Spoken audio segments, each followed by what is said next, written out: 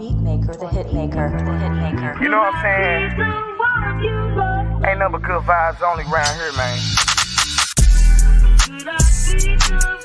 Mellow. You only get one life to live. Huh?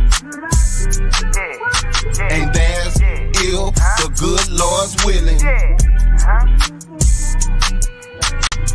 Good vibes only. Good vibes only. Good vibes only. Good vibes only. Don't come around me unless you got them good vibes. Somebody bought North Birmingham for $3 million.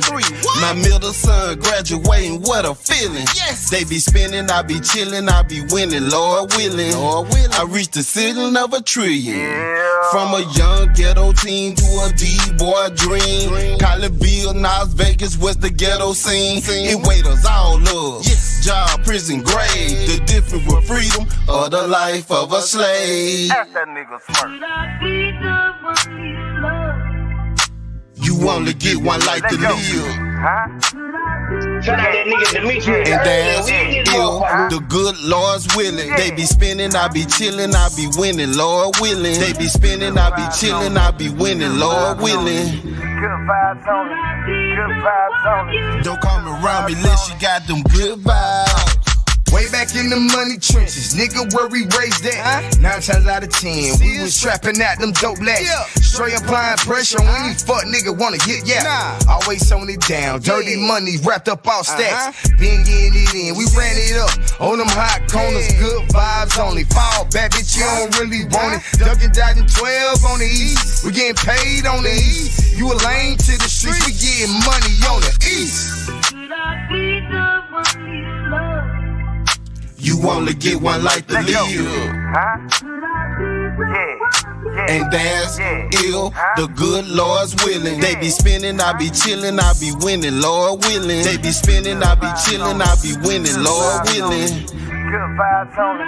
Good vibes only. Don't come around me unless you got them good vibes. I wake up a grateful nigga, you wake up a hateful nigga, wake up a glad nigga, you wake up a mad nigga, wake up with love nigga, you wake up with thug nigga, always hating, slanging mud nigga. This, that, green nigga, music down deep in your soul. No negative energy out of control. Trade 9 ENT to the day I DIE. Trade 9 ENT, I love the first family. You only get one life to live. Huh? Yeah. And that's ill, the good Lord's willing. They be spinning, I be chilling, I be winning, Lord willing. They be spinning, I be chilling, I be winning, Lord willing. Good vibes only. Good vibes only.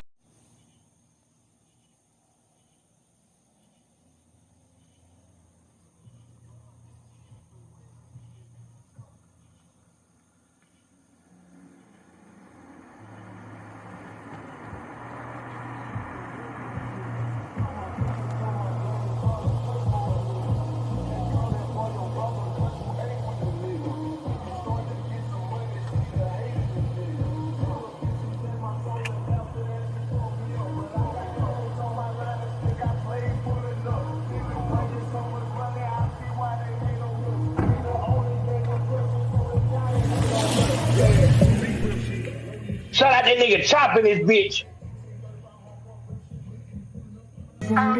God, keep me out the way of these niggas. Caught my pistol, told my granny for to pray for a nigga. You can't call that boy your brother cause you ate with a nigga. When you start to get some money, see the hate in the nigga.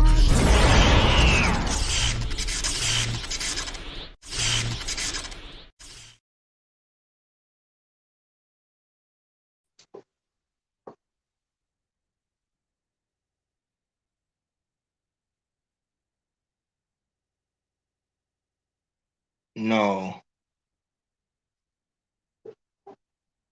Son of a fucking bitch.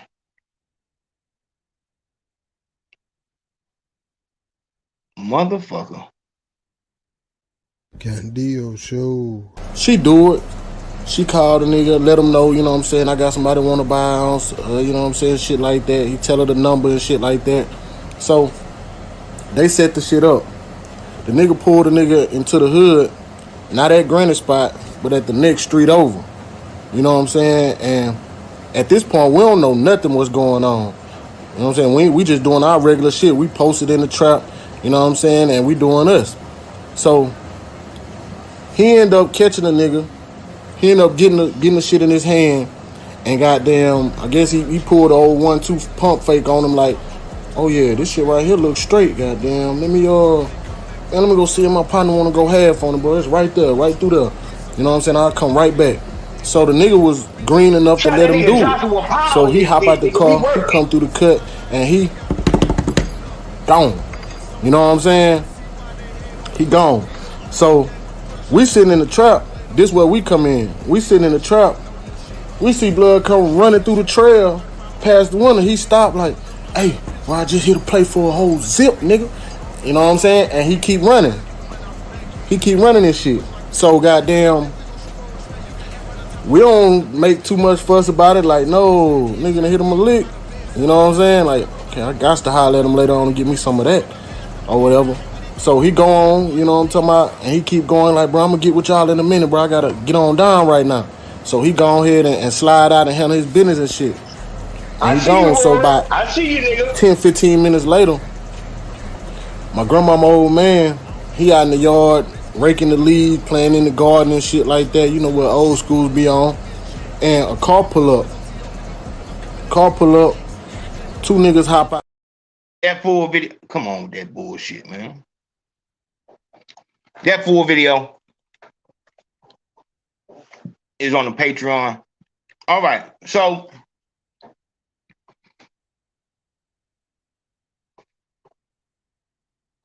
we know why we here.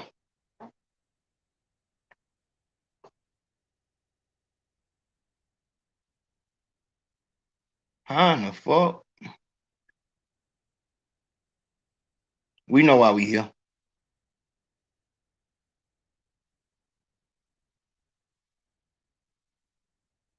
There it is. All right. So you been here, you know what the fuck we doing, man. So what ended up happening, we went live about the situation in question. And since we got so heavy on that show, of course, they age restricted the video. So a lot of people wasn't able to get the full gist of it. But I had an anonymous source hit me up and let me know a little bit more about this situation, how it played out, and you know what really goes on behind them closed doors. I'm really scared to do that, dog. Yeah, I'm scared to do that. I'm scared. We're just gonna do it like this. Because they looking for anything. All right. I wanted to break this down in a way that everybody could understand. First video, I spoke about, dog, if you trying to actually stay alive, and that's what that first video was. That was the actual guy in Fort Myers who was in that video. We actually was able to get him to speak out about what it really feel like when them bitches come full speed. Because last time you had a lot of motherfuckers talking about, oh, nigga, my pride, nigga, I can't. And I'm letting it be known, dog, you have to be realistic, especially when we talking in these type of settings, because like that nigga Yerk TV said, like, dog, the internet has turned into the street on some shit. Like, everybody from the street now, because you got motherfuckers who ain't never even bought no dope in their life talking about what snitching is and all this other shit like this. Everybody has an opinion, but this is why it's so important. When you see a motherfucker saying something and that shit look sideways, motherfuckers should not be, you know, fuck, why you on my social media? I don't have a if you don't have a social media, you damn sure wouldn't have a fucking YouTube channel and voicing your fucking opinion. If you low key, then you would be low key. Not to say you can have a YouTube channel. You wouldn't be trying to make yourself known. If you're trying to be low key, stop the bullshit. You need to know who you speaking to and who's speaking to you about situations so you can know exactly where they're coming from. But the word came down the pipe. Word came down the pipe.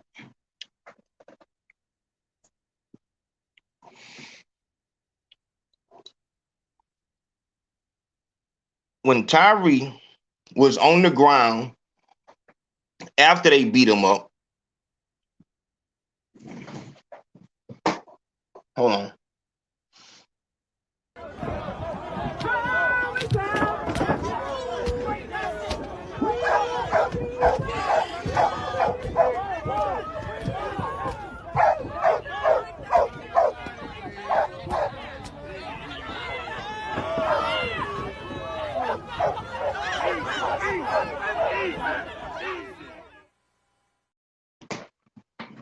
When he was on the ground, I'm trying to find a picture of just him.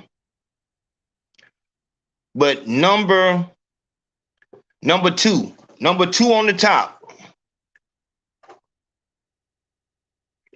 This nigga right here, this officer right here, he had other motives to embarrass Tyre.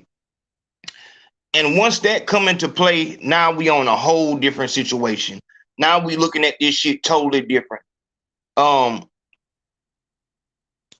Tyre worked at fucking FedEx, the FedEx warehouse and shit like that, with the officers, old lady or some shit like that. And after, I guess, you know, they had words and shit like that, because we got to be real. Let's be real about shit for a minute. And this is the shit I want to get off the table. Police officers are humans. That has to be known from the beginning. As a human, you can be corrupted, especially when it comes down to feeling inadequate, feeling low, and you know, all this shit like this. Like, motherfucker is human. They have been given authority over a regular citizen. And so as a human, that's why we have to look at them in this light.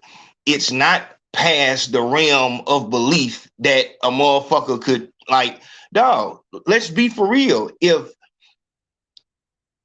we got to be honest, if you are in love with your old lady and shit like that, and it's a nigga who fucked her, or you think he fucked her, if you come in contact with him and you are in a position above him, dog, most motherfuckers is gonna do something on that. So that kills the whole, you know, like we passed that whole bullshit about officers not fucking going that far, my nigga. You can hear. Fuck it, I gotta do it. So we're going to show you a little bit of this, but I do want to say something first, and I think this is important. Number one, we're going to show you this video because you pay for the police. The cam audio isn't always on, so this is not abnormal that it's silent right now. You get your ass blown the fuck out. Get the fuck out the car. Get the fuck out the fucking car. Damn, I didn't do anything. Hey, I didn't turn your ass around. All right. On the ground. All right. You don't do that, okay? Get on the fucking ground. Get on the ground. Okay. Tase your ass. All right, I'm on the ground. Lay down. Tap down. Please get on the ground. I think to tase you. Get on the ground. One. Now. Taser. All right. Okay. Turn your bitch ass right back. Break your shit. Okay, dude. Damn. Turn the fuck around. Put your fucking hands on your back. Bitch, put your hands behind your back. Break. Stop, I'm gonna knock your ass the fuck out. You guys are really doing a lot right now. Bro, lay down. I'm just trying to go home. Lay down. Man, if you don't lay down. I am on the ground. Put your hands on your stomach. I got you. Swear. Okay. Get the fuck back. Stop. I'm not doing it.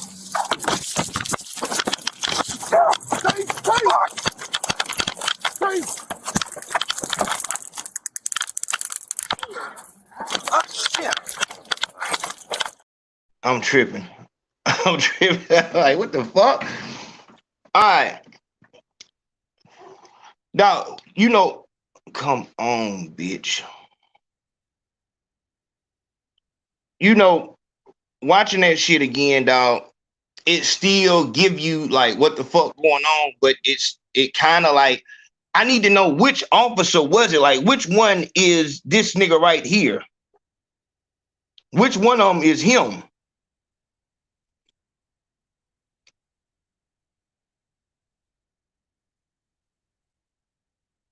No, I don't. Like I said, I don't know. I don't know that.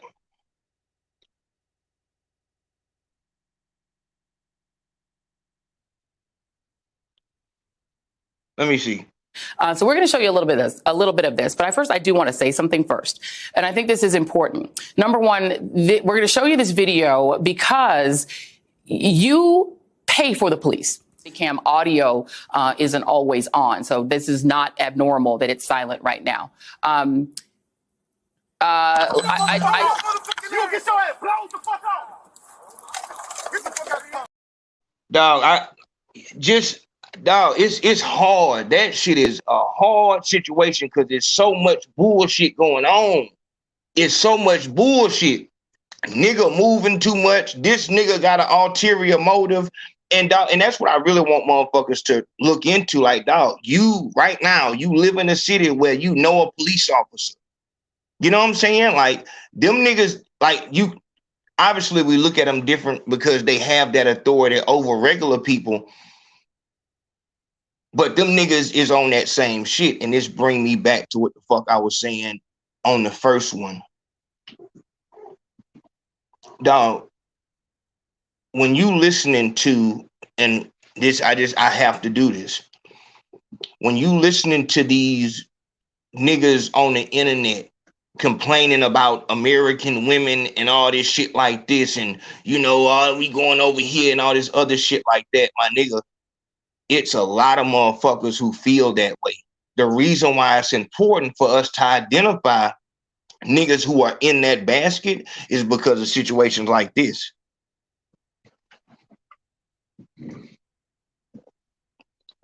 It's situations like this.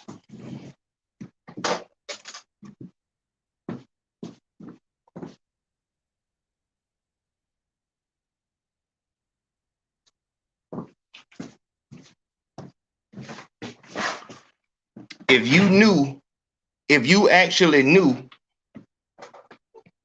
okay, we good now. If you knew that the motherfucker who's talking about, you know, how, you know, and then also if you know what's behind all of that shit. When I'm telling you about these motherfuckers trying to go overseas and motherfuckers who, you know, men who want to go on an island where no women are allowed, dog, if you knew that it's a lot of black police officers that felt that way, you would look at a lot of these situations differently, because a part of that rhetoric of those people, see, and this, and I don't want to, you know, do the one trick pony bullshit, but I'm telling you that a lot of situations that we see in everyday life and you questioning what's going on. I actually have a show coming up about that. I can't speak it out because motherfuckers will try to play with it. But when you start peeling back a lot of these layers on why shit happens, the common denominator is true. The common denominator is true.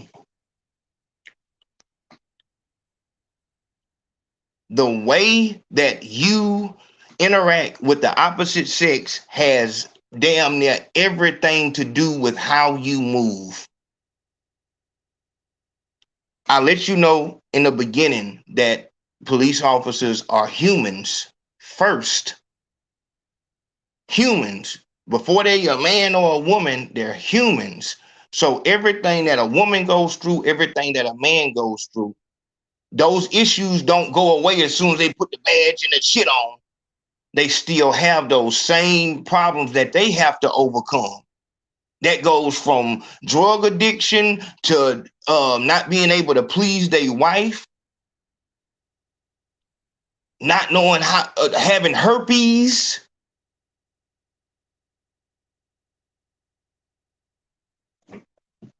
See, when they took that video down and age restricted it last time, it's some shit I needed to speak on in that. These issues don't go away. And if there's a nigga out this bitch who is having trouble with American women, you need to hear that fucking rhetoric, because in that rhetoric, they talk about one of their biggest issues is the type of men that women do like.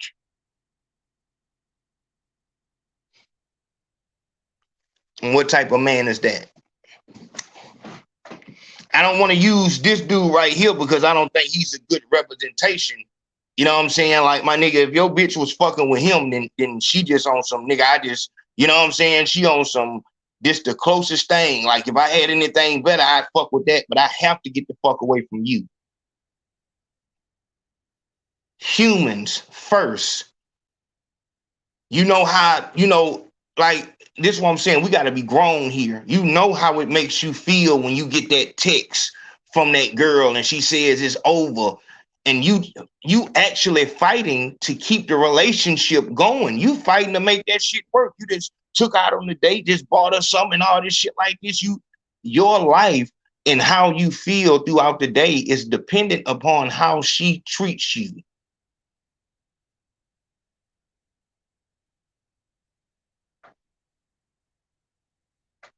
An officer going outside after being rejected by his wife the night before, he's going to be more prone to the bullshit. And it's not because he got all the semen retention and shit like that. The nigga's mad. He's frustrated.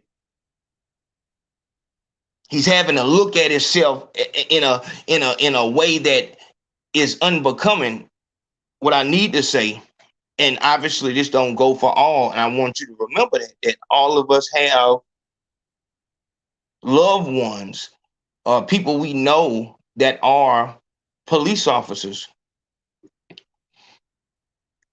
A lot of, same way a nigga will join a gang for an identity, motherfucker will put on the badge. Motherfucker will go through the academy just to have an identity. They'll go to Iraq just to have an identity so they can have some group to identify with.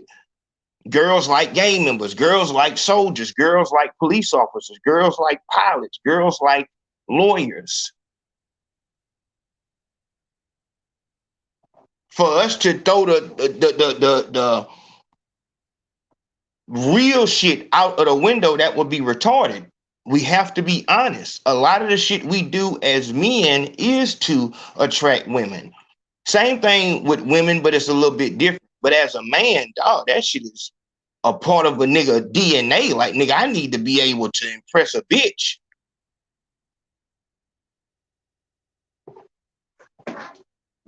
So now we get to what's going on here.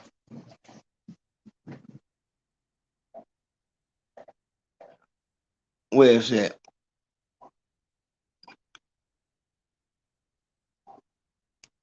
Man, I really need to crop this shit. Man, I can't read that shit. I knew I was supposed to crop this shit, man. Shout out that nigga Swizzle Trends in this bitch. No words, straight love. I appreciate that, Swizzle. You know what the fuck we doing, my nigga. I can read. Okay, hold on. Let me see. All right. Turns out Tyre Nichols worked at FedEx, and Demetrius Haley's ex and mother of his child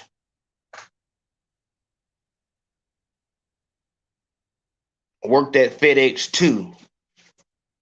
Demetrius took a picture of Tyre Nichols on the ground and sent it to his ex. All of the officers involved went out bad over this man's personal issue. Wow. Wow.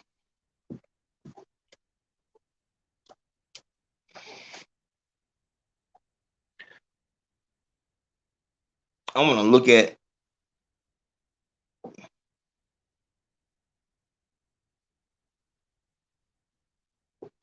dog, you know, when you look at these niggas, man, and we got to be honest, when you look at these niggas, you just automatically assume that, man, these niggas got their life together, especially in this picture right here. They got their life together. They doing what they, you know, these are the good black men. You know, these ain't niggas. These is black men.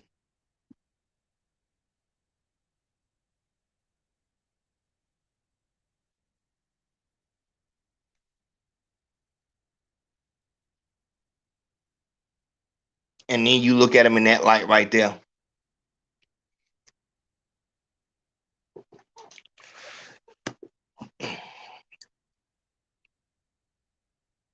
I had a talk with someone I hadn't spoken with in a while, and they asked me if I'm still going strong on the celibate thing. And I said, yeah, I mean, at this point, I don't know anything else. A lot of things that happen, I'm just not in tune with it. I don't know what the fuck is going on. Taking that part out, you know what I'm saying? The whole thing of, you know, getting the number, you know, going on dates and all that shit like that, dog. Just the social side of that, you have to be on point with it. You know, a motherfucker asking you where you are, and it's you know, having that burden on you to want to text back, text before you go to sleep, text when you wake up, and everything like that. That puts you on a whole bunch of different shit, and that, whether you know it or not, that shit, it takes up significant real estate in your mind.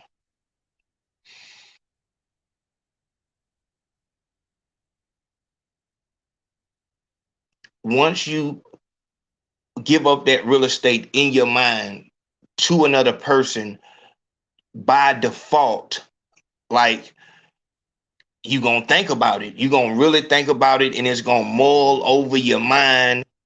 And I'm gonna be honest here. If we can be honest tonight, I'm gonna be honest. If we can be honest, I'm gonna be honest. When a nigga, you get a lot of these dudes saying that my girl is not gonna work, my, you know, and all that shit right there. One of the reasons for that is kind of the same, it's in the same vein as going overseas to get a bitch. You want to have a control over them. You don't want them to be able to think on their own, and that could be a good thing or a bad thing. But the first time I hear a nigga say that she's not gonna work, she's gonna be a housewife,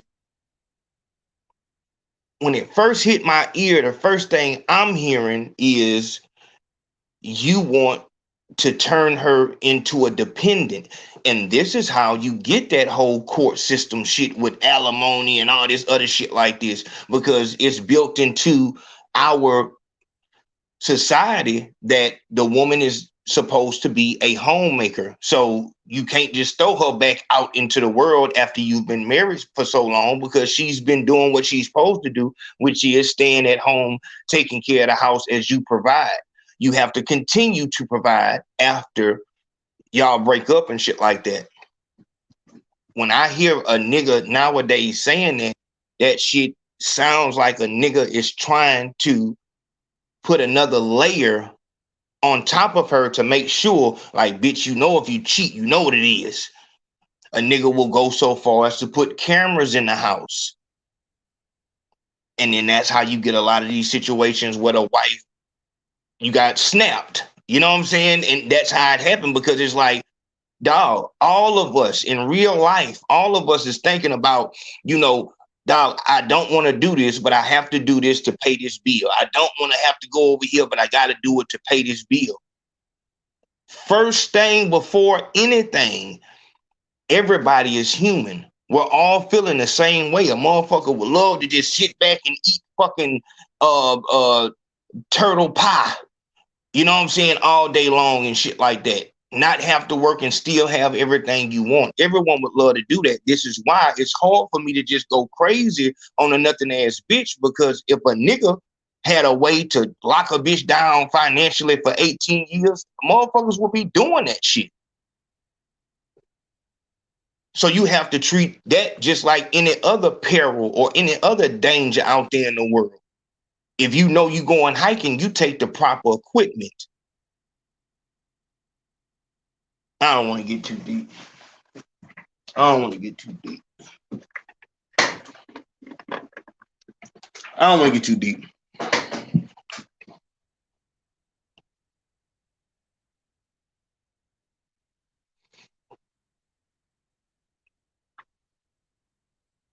When you're not enough, when the thought of losing you is not enough, you put something else on top of it. All right, now you cheat if you want to, but bitch, you know, bitch, you're gonna lose everything. And you know what I'm saying? It's like, now, whenever you have a situation where you're trying to lock a bitch down, but she still wants to work and shit like that, now you're taking that as a total affront to you and your manhood. Not only is she going to work, as a man, being honest, dog, wherever your girl goes frequently, wherever she goes on the regular, you looking around. And what you looking around for is another man that would fit her type. She has a type. What is her type?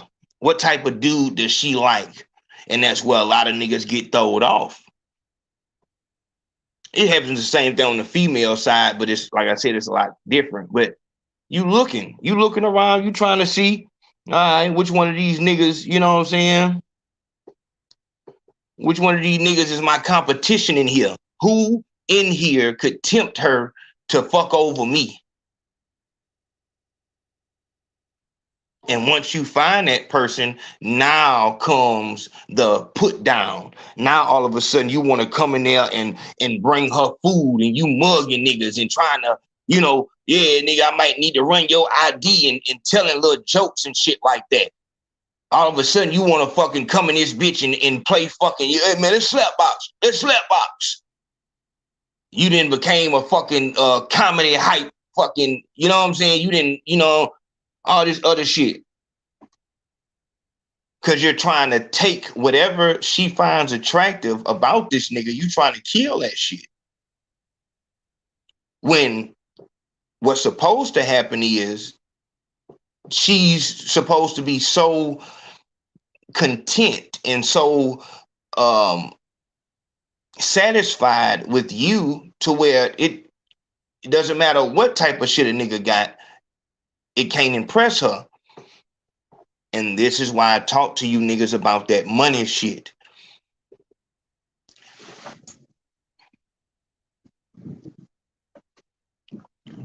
All right. If you managing bitches, if you got bitches who, you know, are good at fucking and they want you to manage them and hook them up with the guys who want a bitch who can fuck good and shit like that. If you managing a bitch, that she's the star. So star, that star needs to be good with you managing her. She needs to feel like what she's getting from you managing her, she can't get anywhere else. This is why a nigga who's good with bitches, period, could step across that line and manage stars. If that star is addicted to pills, she's not yours. If she's addicted to weed, she's not yours. If she's addicted to money, she's not yours. Those are all things that you can get somewhere else. As long as you go looking, you can find somebody who has more of that than you do. She can't be addicted to sex. She can't be addicted to looks. She has to be addicted to you. That is the only thing that she can't get anywhere else on the planet. You have to be able to spot this. And there's certain things that you can do to make sure that she's there for you. If you have multiple stars, then, and you have one who has an addiction, you need to cut her out like gangrene, like the cancer, because she can contaminate the other stars that you're managing.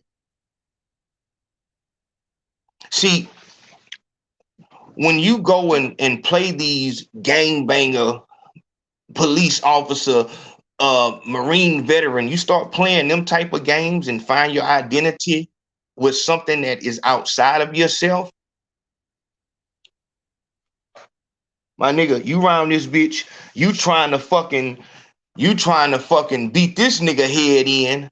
But in reality, if she was attracted to you, then she would be attracted to any one of these niggas on the screen. Any one of these niggas.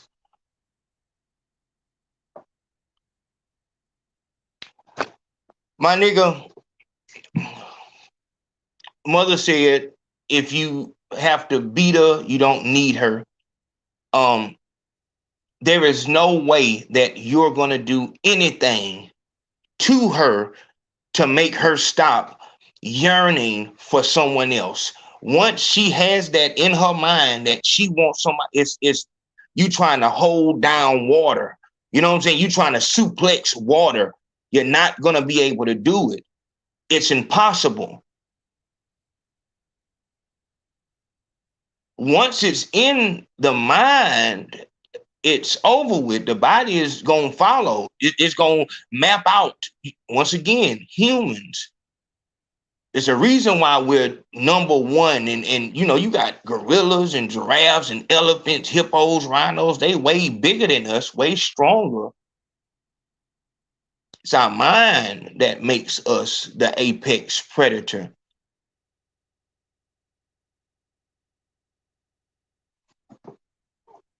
If in her mind, what made her attracted to you was a police officer, you know what I'm saying?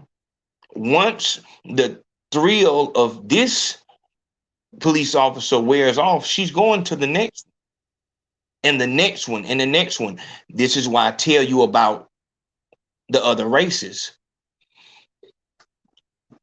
I always tell you, it doesn't matter what the fuck I think. If you find love over there, then do that. But the reason why I warn you about fucking with the white girl and shit like that is because to the white bitch will look at all five of these motherfuckers like the same fucking person. She doesn't have the tools or the capacity to even tell the difference between nigga to nigga. She just wants a nigga, which means that can never be your bitch. That can never be yours. She wasn't attracted to you. She was attracted to your skin color. Maybe it's because her father and all this other shit, whatever, doesn't matter. A lot of you niggas is giving up on love because you've played these type of bullshit games. You've played the money game. You've played the gangbanger game. You've played the military game. You're no better than this motherfucker right here. You're no better than him. What he did to Tyre, he did to get a bitch. Let's be for real tonight. Let's go and be for real. Let's go. We're gonna keep it real tonight. Let's be for real. What's the worst thing that you've ever done to keep, and I'm looking in the comments. I want you to tell me what's the furthest that you've went to impress a girl. I'm in the comments. I'm looking. I want to know what's the furthest thing that you've done. And ladies, I'm coming at you next. I want to hear from the dudes. What is the furthest that you've went to impress a girl? I'm looking. We're going to break this thing all the way where it need to be at. I appreciate you too. Look, I'm looking at the cash app. I appreciate that, big home. Shout that nigga Mellow Montana. Nigga, I see you, nigga. You know what the fuck we doing, nigga.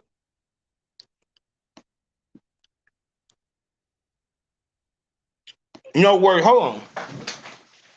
Nigga, shout that nigga Mellow Montana in this bitch, nigga. I appreciate that love, big home. No word, straight love. We working, my nigga. Oh, let me get it. I'm looking.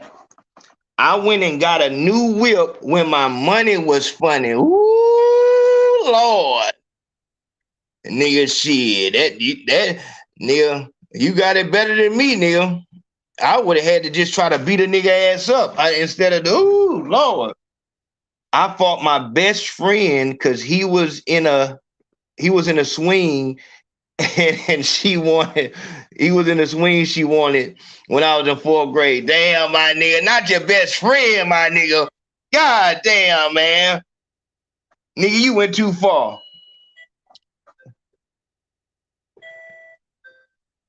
Okay.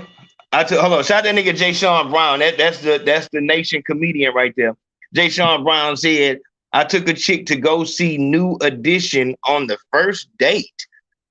Nigga, what? You this nigga? See, we got some big money niggas in this bitch. God damn, how much did that cost back then? That nigga said New Edition. Shout out Naeem Edwards coming through. Naeem Edwards said, showed her how I was moving acid. Man, let me get my ass out of here, man. Y'all going crazy.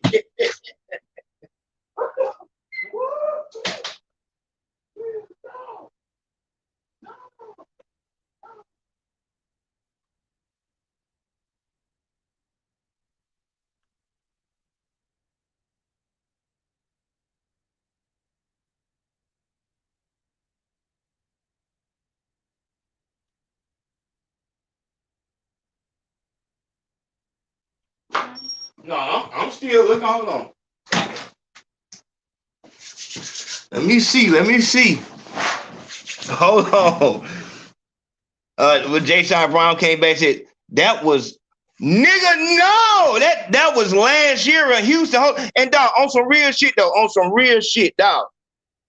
I'm telling y'all, what I'm gonna start doing is like really putting people together on some shit, because there's so many good dudes out here that want just a regular relationship with a woman, and it's women on the same type of time. I'm really gonna start putting shit together with that, man.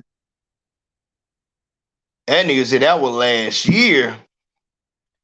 Real talk, but that's what I'm saying though. On some real shit, that's what I'm saying, dog. Shit get real. It get real. You know, when we trying to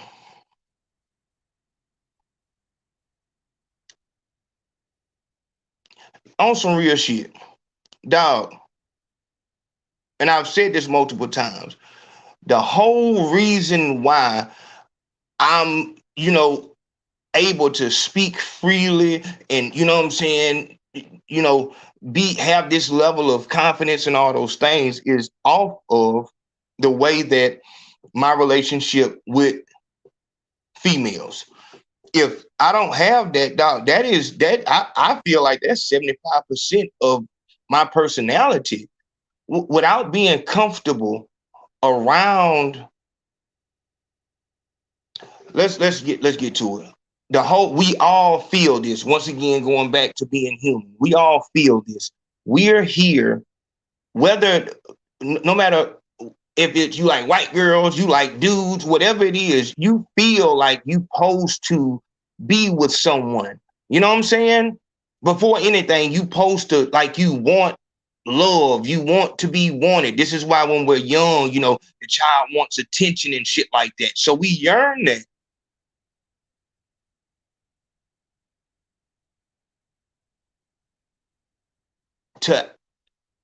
If that's why when I'm saying I'm celibate, that's why it sounds so dope, because it's like, nigga, that's the whole reason why motherfuckers is here, is because, you know what I'm saying, to actually come together. And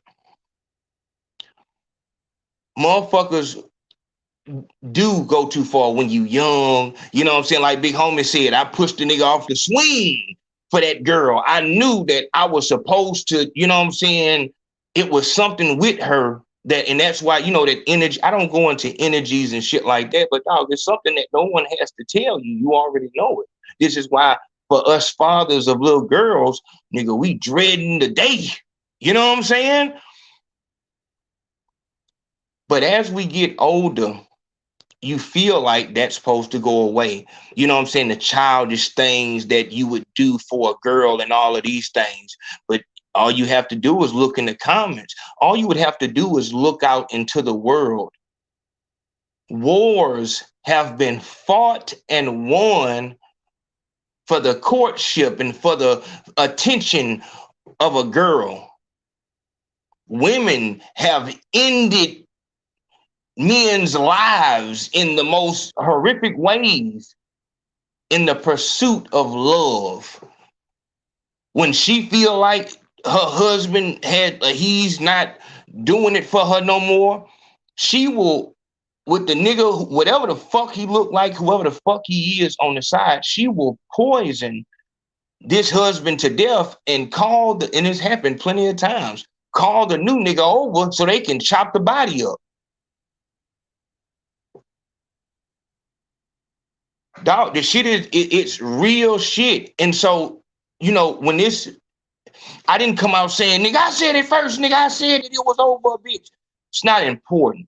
You know, whenever we have a situation, you know, where a nigga does something to a nigga, dog, 9 times out of 10, it's about a bitch. Even if it's not about a nigga trying to get that particular bitch.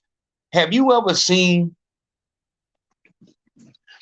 a difference between a nigga, you and a nigga talking, y'all, you know, hey man, look, we need to get this together. Don't matter what the fuck happened.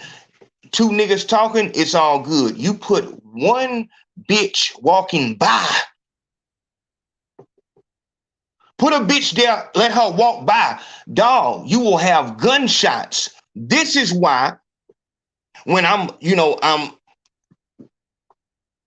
looking at these situations where these little niggas is throwing up gang signs, little niggas is putting guns in the camera and all that shit, little niggas is arguing on Clubhouse, little niggas is at the gas station whooping. When I'm hearing a bitch, all that other shit like that, it's like, dog, that's the devil.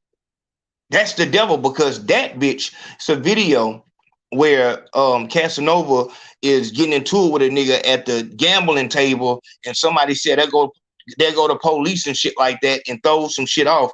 And then it was a bitch there talking, and a nigga was like, Casanova said, hey, you need to shut the fuck up because you gonna be a witness. And that was real shit. That was real shit. You just seen it with Meg Thee Stallion.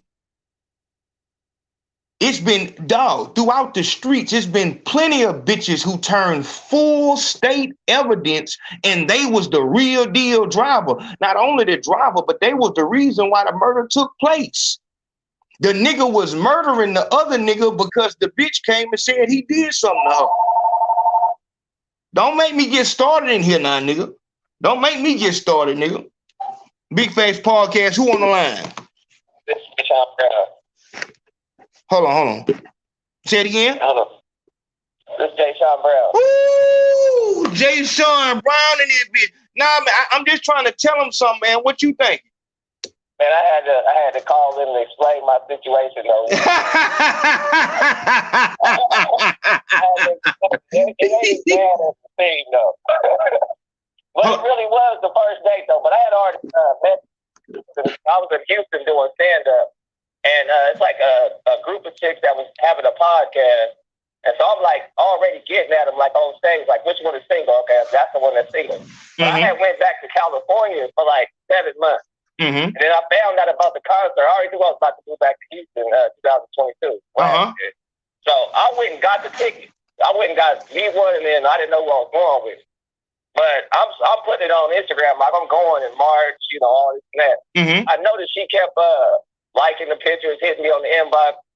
So I'm already knowing, though, these are good people. I'm letting her know, don't get too impressed, though. You know what I'm saying? I got a good deal. Real talk. Yeah. Real talk. I let her know straight up, like, okay, these are good seats, but don't, you know, I got them early. Yes, Lord. No, and you know, no, Jay, and you know what, like I said, man, you know, this is why I don't stray away from, I'm celibate. I'm celibate because I'm retarded. I'm full-blown retarded. Once I start fucking bitches again, I'm going back outside. And when I go back outside, I might not come back. You know, I was lucky to get out that first time. So I want to make sure that I'm where I need to be and I got my shit together, because like I can't be around a bitch and not fuck her. You know what I'm saying? Like, so if it's not you come to my house and we sit down talking about, if you come to my house, then we fucking and that's obviously that's off of me getting a vibe from her and all that shit like that. But I shouldn't be like that because I'm still on some shit like I'm not wearing a condom and I'm not pulling out. So I'm full blown retarded. You know, I'm full blown retarded. So I ain't like that. And that's but you, like I said, but with if you have a brain on your shoulders and things like that, dog, you are supposed to go out here and date and find what you like and find what you don't like. The things that I'm talking about is things that I've had experience with, and my numbers are so, amplified because of the shit that I was doing out there in the street. So I've seen a lot out there, and I have to focus right here because my nigga is serious. You know what I'm saying? It's serious. We all trying to, make some of ourselves. But as far as someone dating and things like that, my nigga, you need to date. You need to now here it is. I asked, what is the most throatest thing? What's the furthest you went to impress a girl? And that's how this thing came up. You said you took her to first edition. What's the name? New edition. Yeah. And I forgot what they was calling it. Yeah, you took her to New Edition. Yeah, you took her to New Edition, but this nigga right here killed the nigga. Oh, yeah. This nigga killed the nigga. You know what I'm saying? So, this is what I'm saying. Like, dog, there's levels to everything. And, I don't want people to lose the fact that everyone's human and shit you have to be focused out here, because regardless of what we're saying about anything, Tyre is dead.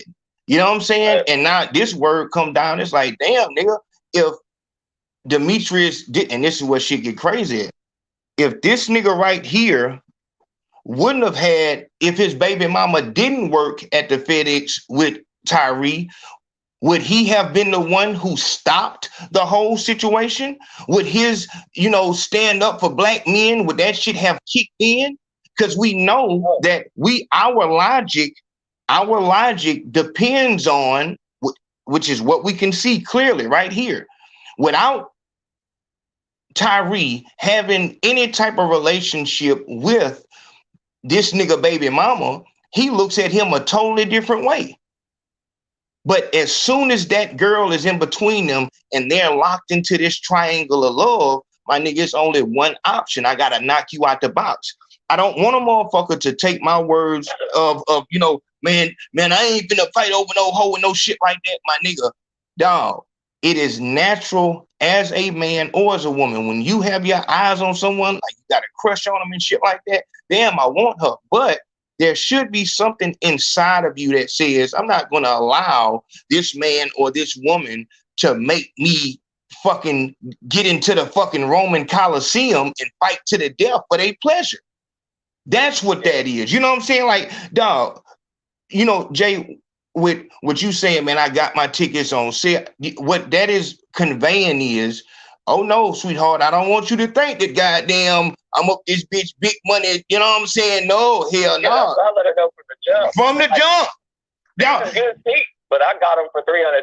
That's and what that say is that, hey, look, I need to put this out in front. And I think, you know, Jay, when you say that, what that says to me is, man, look, if I'm gonna fuck with somebody, and I could be wrong right here, but if I'm gonna fuck with somebody or even attempt to fuck with somebody, man, I don't want to even waste time on you thinking that I'm some goddamn big money baller that's finna go out this bitch and play, because we finna waste time with that. You know what I'm saying? Yeah, I'm not. Man, she knew that already from my standard. You can tell by the way I dress, I ain't got a whole lot of money. Yeah, no, but you know, nah, because you know a lot of these, you know, Elon Musk and these motherfuckers come, you know what I'm saying? So you don't, but the thing is, you know, dog, I hate that our encounters with each other, I don't want to call it a relationship, but our encounters with each other, the only time we see it is when it's pumped up to the max. It's goddamn, this nigga done killed the nigga over this bitch. Man, what the fuck? You know what I'm saying? Man, this bitch done chopped the nigga ass up and put him in the freezer about this nigga. You know? And it's like, no, what about the times where we're both grown and we both separate amicably and we still can be friends afterwards? You know what I'm saying? Like, motherfuckers would want you to believe, and that's why, you know, a motherfucker could feel like it's some shit going on, because it's like, you know, the reason why these guys are talking about going overseas and going to the island where no women are allowed is because their only contact with women is coming through the internet. And when people go to the internet, people aren't posting shit just for their well-being. Fuck what they talking about. They're not doing it for no well-being. They posting it so it can get clicks. Saying that two people came together and you know, decided not to be together, and it was all peaceful, that's not gonna get no clicks. So if your only interaction with females is coming through the internet, of course you're gonna think it's the worst of the worst. All these bitches is just gonna pop out twerking spontaneously. You know what I'm saying? She gonna try to take all your money on the first date and shit like that. Dog, you have to. I want to say you have to start approaching females in real time, in real life. But I recommend. Yeah, but I recommend if you trying to date, talk to 10 women in real life a day. That's not the internet. When you wherever you go out, just talk to them. That's real. Make sure she's single by herself. Don't talk to, you know, when she with a nigga. But look, that's why I said, and this is why I said a nigga can't. There is no such thing as no relationship guru on the internet, because there is no way for a nigga to just say, man, just go out here and do it. Because when you say that, you got to think about it. Dog, these niggas ain't never talked to bitches in their life. You tell them to go talk to 10 bitches, these niggas might run down on them on some shit. Because you didn't tell them, don't run full speed. Don't go over there yelling. You know what I'm saying? They need it from the very... Yeah, no. I'm saying just approaching the girl, you know, it's just like with anything. Whether just like you do stand-up, some people box, some people play basketball. Dog, it's things that you learned in the beginning throughout your experience that you wouldn't even think to tell nobody. You know what I'm saying? If you telling me to go on stage, you might say, man, just be yourself. I go up that bitch and start talking too personal on some shit. You know what I'm saying? It's a level to it and it's a balance to it. When you're dealing with someone who's never done it before, it's so many small things that you need to correct that there's no way for you to do it over the internet. In order to really do it the real way, you would have to be right on side of them, or you would have to be one-on-one on the phone and, you know, through video. When I'm doing consultation with guys, like I said, I told everybody I was extremely proud of yeah, you had the one who said he lost his virginity, right? Man, I was so fucking proud of him, man. I was so proud because we've been working, you know, it's over a year. And it's been ups and downs, but he had to go through what we went through in the 90s and shit like that, going over there, getting laughed at, getting rejected, feeling, you know what I'm saying? And so when he's getting back from the missions I'm sending him on, he's emotional and shit like that. But that's how you're supposed to feel. That's how you're gonna learn. Man, I need to make sure I got my shit together before I go over there. But the thing about them is, and this is with everybody, whether it be the YouTube class, the consultation, the confidence builders, whatever it is, the people who continue through the classes and through the lessons that I'm giving them, it's a 0% fail rate. 0%. No one has ever failed as long as they keep doing it.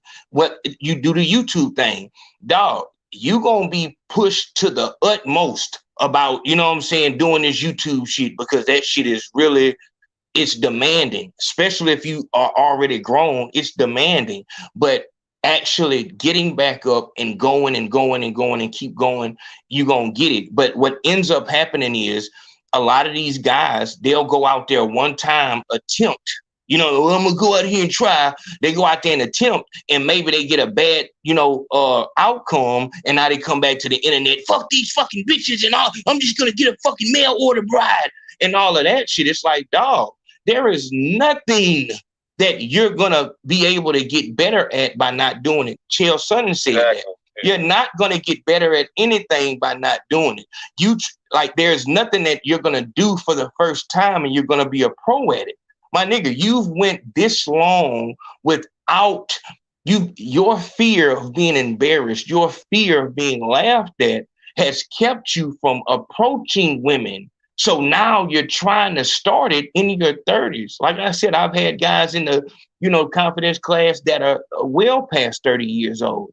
And I salute them for having the wherewithal to say, man, let me holler and see if I can fix something. Because once again, us being humans, we need that companionship. We yearn for that. I feel like there's nothing wrong with that. If you know you need help, seek help. Yeah, that's it. Ain't nothing to be ashamed of. That's it. If you haven't been talking to women in person and you ain't confident, you can build your confidence. That's right. And like I said, this is where shit get real at, because a motherfucker will think that I'm going to put a bandana in my pocket and that's going to make me confident. I'm going to go to the military and that's going to make me confident. I'm going to become a police officer. Yeah, I'm going to become a police officer and that's going to make me confident. None of that's going to work. Not in the military too. Yeah, dog, a lot of these guys in the military, dog, it's just like anything else. It's just like, even some people go to college for that reason. They become rappers for that reason. A lot of these rappers these motherfuckers were virgins before they popped off in the rap shit. Motherfuckers was in their closet, just like Drake. Nowadays you can do everything from home. You can record from home, make your beat from home, put it out from home, promote it from home, and next thing you know, you done got you a deal. The first time you come outside, you are actual famous rapper. You know what I'm saying? So this is how you have all these stowed off situations, but there is nothing that you're going to put on that's going to make you, confident. That shit has to come from inside. Yeah, that's from the inside. Yeah, it has to come from there. So it's like, dog, I wanna just, dog, if the girl, and this is where she get real at. When we're young, it's cute for the girl to find you more attractive than her boyfriend. It might be cute for you to be fucking her while she's on the phone with her boyfriend or her husband. That shit is fun at those times. Yeah, teenage years. But you get grown. Yeah, you can't be doing that. That's dangerous. You get grown and you see on the screen. Dog, it's a time and place for this shit. And this is why I come off so serious when we talking about the streets, because there is no step up program or you're just going to become an intern in the beginning. No, dog. The first day you step in the street could be the last day. The first day you step in the street, you can come out of court with a 40-year sentence. There is no step up program. Dog, I cannot tell you to play like you one of these rappers and you bragging about fucking a nigga bitch. Go back to being human. Dog, that shit hurts. That shit hurts. For you to think that, you know, this is my bitch and I'm the nigga, she find me the most attractive and she won't never, and then you find out that she actually, because a girl has to choose another man over you. It's not, like I said, motherfuckers never gonna convince me that a man cheating and a woman cheating is the same thing. A nigga could, not the same thing at all. A nigga could trip and fall into, a bitch has to set up, it's like a whole fucking seance. You really have to open up, let a nigga in, and all. So it's like, and then for the most part, you're not really doing this shit off no physical shit, because like a nigga, like his first time fucking you, this nigga's not finna make you bust like that. You know what I'm saying? Like, this nigga don't even know how to fuck you. It's not even gonna be no, if it's like that, it's not even gonna be no long process. When you doing that, you going into that shit on some shit like, yeah, nigga, I'm finna get this nigga back. You on some other shit. A nigga could damn on some real shit just be like, God damn this hoe. I don't feel nothing for this bitch. Let me get my ass to the house. But when the female, it's a whole nother thing. But when a nigga, and I'm giving it to you real, a nigga find out that his bitch cheated, yeah, it's all good to say, man, you gotta check her about that shit. All that shit is cool to say. Nigga, you love this bitch and you see the nigga who fucked her? Right. Dog, you gonna have some type of response. It's gonna be a fucking response. And if you out here fucking niggas bitches, you gotta be prepared. Yeah, dog. You can't be out there, man. What the fuck? We're fighting over a bitch. No, nigga will kill you over a bitch. Yeah, exactly. Nigga will kill, and this is the situation right here. Nigga will kill you because he think his bitch like you. Nigga will kill you because he think his bitch find you attractive. Dog. You liking your pictures on the internet. Dog, I'm telling you, don't get caught up in that damn love triangle shit. She trying to make him mad and she done throwed you in the cross. They're going to be back together in 2 days. Exactly. That's why I left California and went to Texas. I'm in Florida now.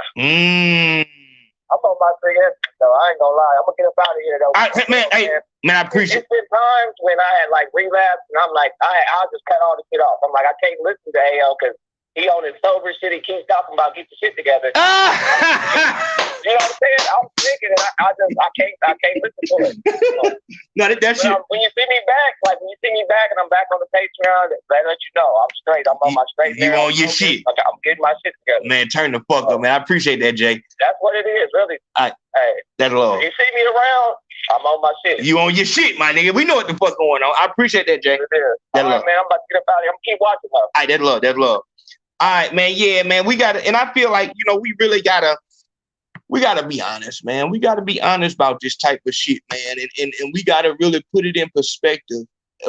You know, once a life is lost and once that shit go there, it ain't about right or wrong no more. It's about that nigga's gone, but we still have this situation. And this is why I tend to point a lot of my fury at the bitch. And this is why we got the new show coming up. I tend to point my fury at the bitch because she's the only one that walks away unscathed. One nigga's going to prison, one nigga's dead, bitch is back out this bitch. And so I feel like that has to be handled. But I had a special guest for y'all. I want to get my anonymous officer to call in because there's a couple of things that I want to ask about, you know, when you're stopping somebody, you know, what is the SOP? What is the TTP? When you're pulling somebody over and you know, dog, we have to have an insider. We have to have someone who can be real with us and let us know what goes on that other side. If we can understand who we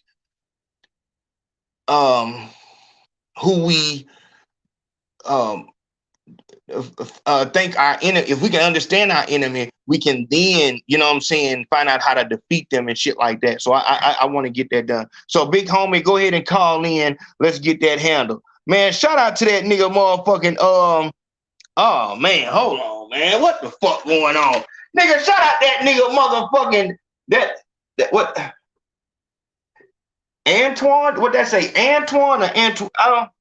Man, shout out to that nigga Antoine Webster. Antoine Webster said, "Stay up, big bro. Pioneer of the realest sector. Turn the fuck up, my nigga. You know what the fuck we doing? It's good to see you too, my nigga. That's love."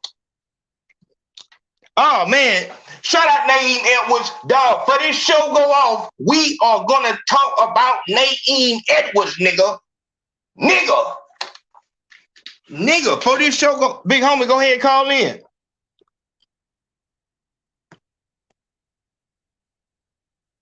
Well, big homie, go ahead and call in. What we doing? Hold on.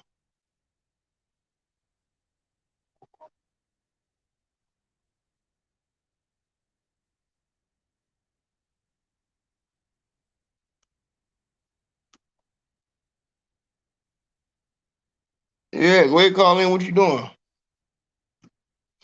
Yeah, but before anything get to anything, nigga, I told y'all about Naeem Edwards. I told y'all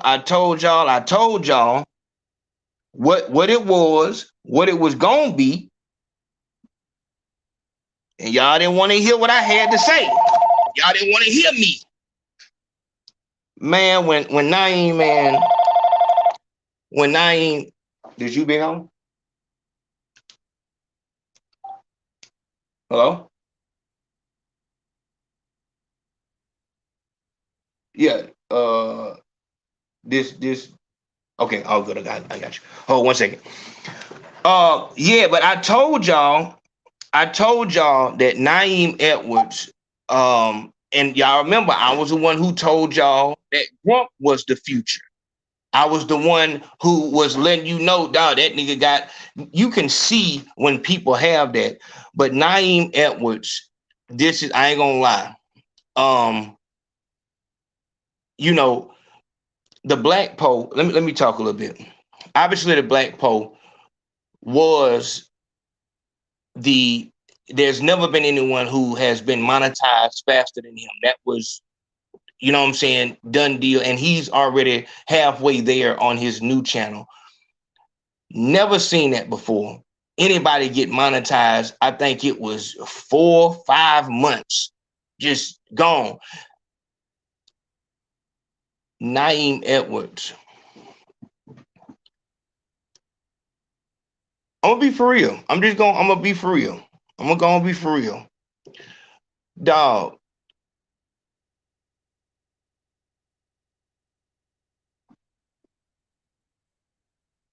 When I found out, I'm gonna be honest. When I found out her accreditations, the things that she had done, I'm gonna be for real. My nigga is just like that nigga Rory Kuntz Jr. That nigga is a fucking real deal award-winning bodybuilder. Award-winning bodybuilder in real life. Dog. Just like, you know, my anonymous caller right here. Just like Colorado Rick. Just like Dr. D. Just like Big C. Just like Big Mix. Just like Terrell Bay. Dog, these people are real deal professionals. Accredited professionals. I ain't nothing but a nothing ass nigga. You know what I'm saying? Like, I ain't, you know what I'm saying? Like, I'm the nigga who go in, you know, I'm the epitome of a Pookie and Ray Ray. Nigga, in real life, dog, to see these that knows about promotion and marketing. But dog, when Naeem came and you run down her accreditation, she didn't lead with that. She didn't lead with, oh, nigga, I already got my motherfucking shit, nigga. I really don't need. No. I had to pull that out of her. I had to make her do a fucking YouTube channel. That's important. That's extremely important, because if I have to make a motherfucker do a YouTube channel, usually they work at the game there. I'm telling you, this class of 26, this was the first time that I actually like saw, no, these motherfuckers ain't bullshitting. Dead for real. I'm used to, you know, dealing with people who just wanted to be seen and shit like that. These people, dog, they really, and it shouldn't be that surprising, dog, they wanted to go somewhere and they were focused on doing whatever it took to get there. You know, I'm not gonna lie and say, man, you know, in order to get your channel monetized, you know, you're gonna have to fucking, you know, you're gonna have to do some crazy, you're gonna have to jump over some hoops and do some bullshit. Dog, I'm not gonna say it's easy, but I feel like it's doable. But as grown people, it is, you're gonna have to give your life to this thing. It's just what it is. Pause. You're gonna have to do that. And to see this class of 26 come through and, dog, do that shit and mean that shit and really put it down, man, look. And like I said, you know, it's been a lot of people who've come through the YouTube class, and I've worked with a lot of people. And so when I first start working with somebody, my first thought is that they're gonna get in and see that how real it is, and they're gonna get the fuck.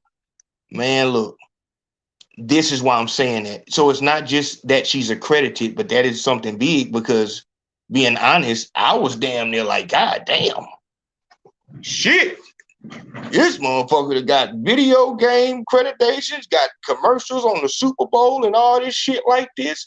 Same thing with Rory. This nigga got medal for medal around this bitch. You know what I'm saying? And it's like, dog, I'm still, in my mind, I'm still just that, you know what I'm saying? I work hard, but you know what I'm saying? Damn, you know what I'm saying? So it's like, man, to see her actually be able to hit that,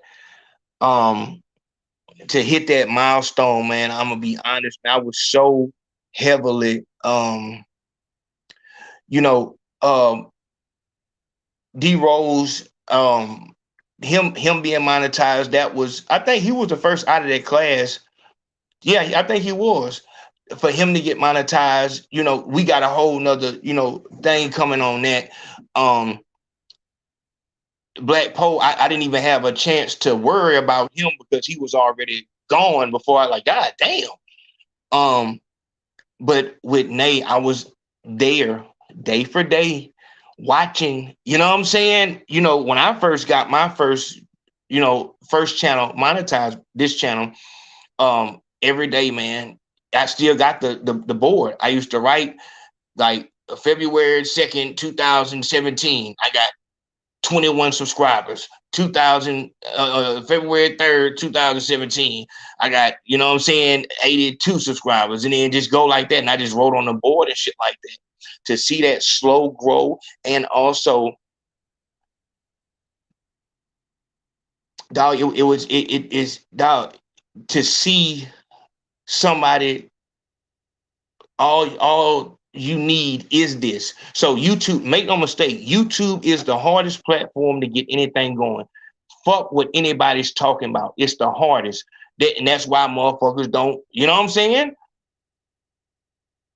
Doing this YouTube thing consistently, my nigga, if you knew what it took, you would salute. And a lot of y'all are gonna, you know, we've had I think 6 people since the announcement of Naeem come in, and we gonna see.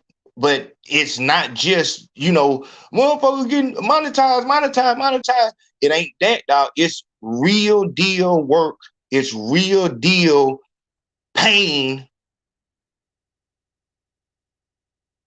Eric the Longshoreman, that's another one.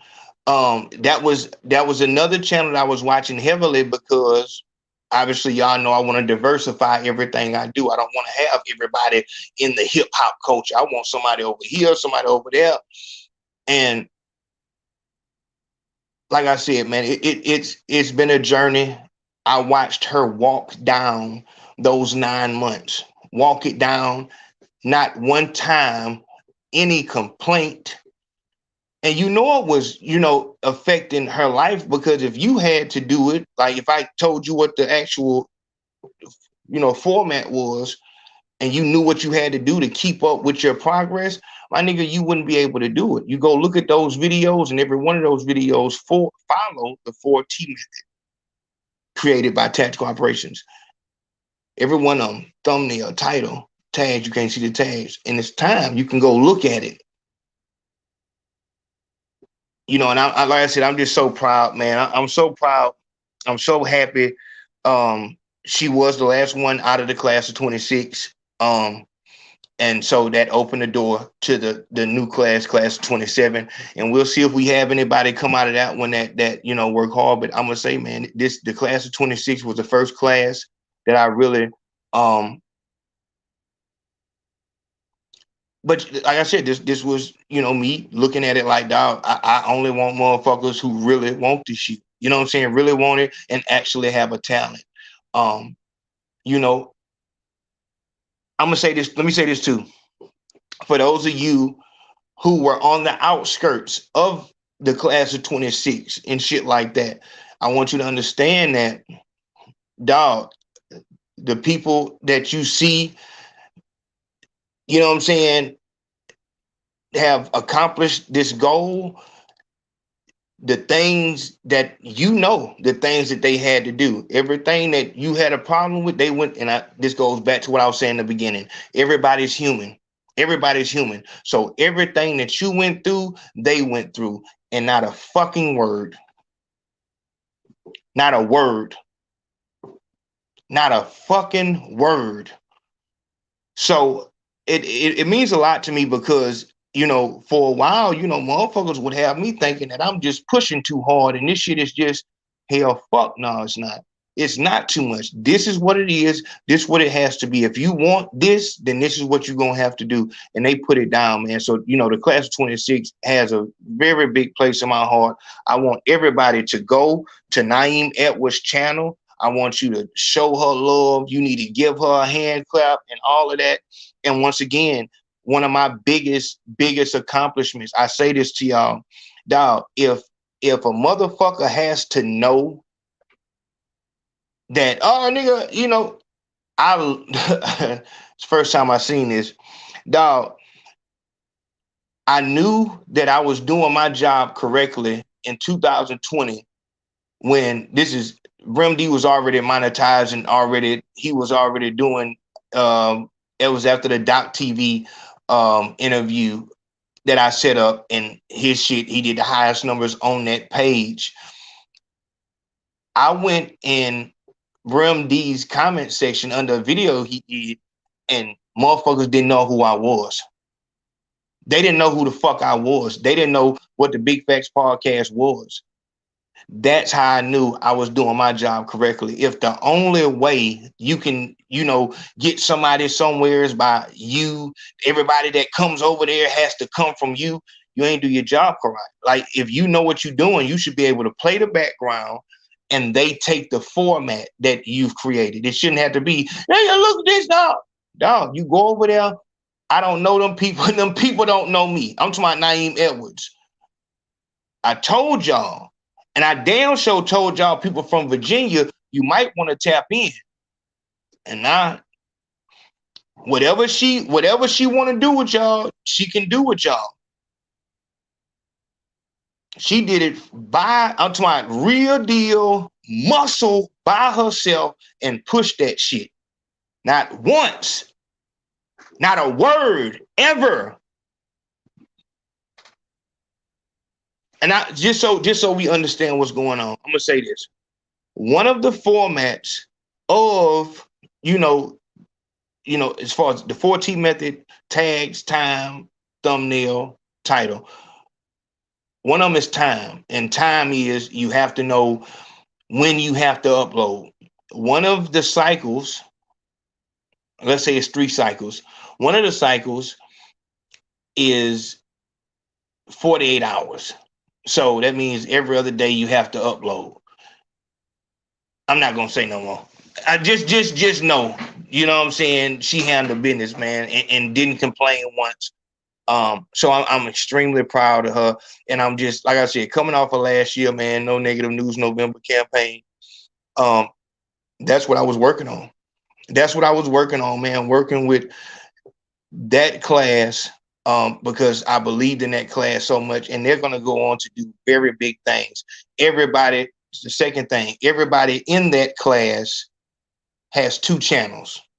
So when you go to the Black Poll, you see his other channel is One Team Garage, and he's already halfway there, 2 months, halfway there already to meet his monetization limit on that channel. Model Cars, the Black Supremely Black Podcast, King Rose. That's the second channel over there. And for Naeem Edwards, her work is so heavy. She might have 3 channels. She definitely has the content for 3 channels. But if you know the dark side of songwriting, paranormal pentivity, she got one that name so damn high tech I can't even pronounce it.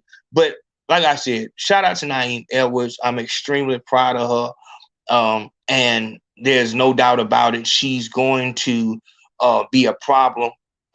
This is the same thing with Katrina Gibbs. I always felt that Katrina Gibbs was so important because she's on our side. She's a logical, attractive Black woman. But because of those things, her being attractive and a Black woman and those things, and professional. You go look at any one of these sets and you will see like, damn, that shit look like something.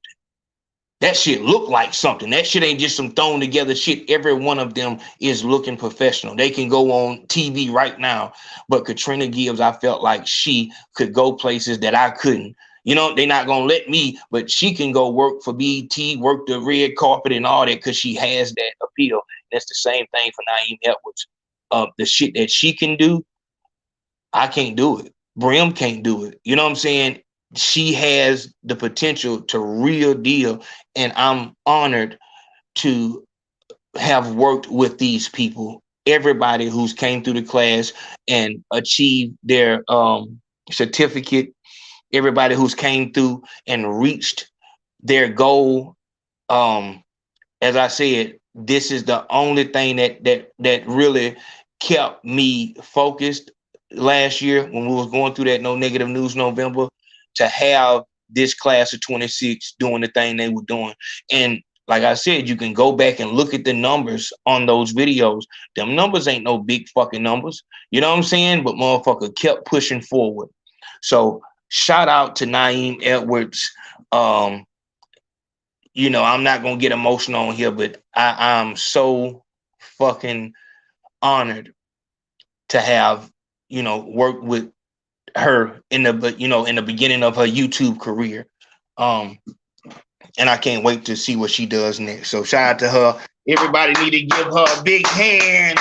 Big hand, Naeem Edwards. You know what the fuck it is, nigga. Hey, yo, nation, nigga, we going to the whole nigga.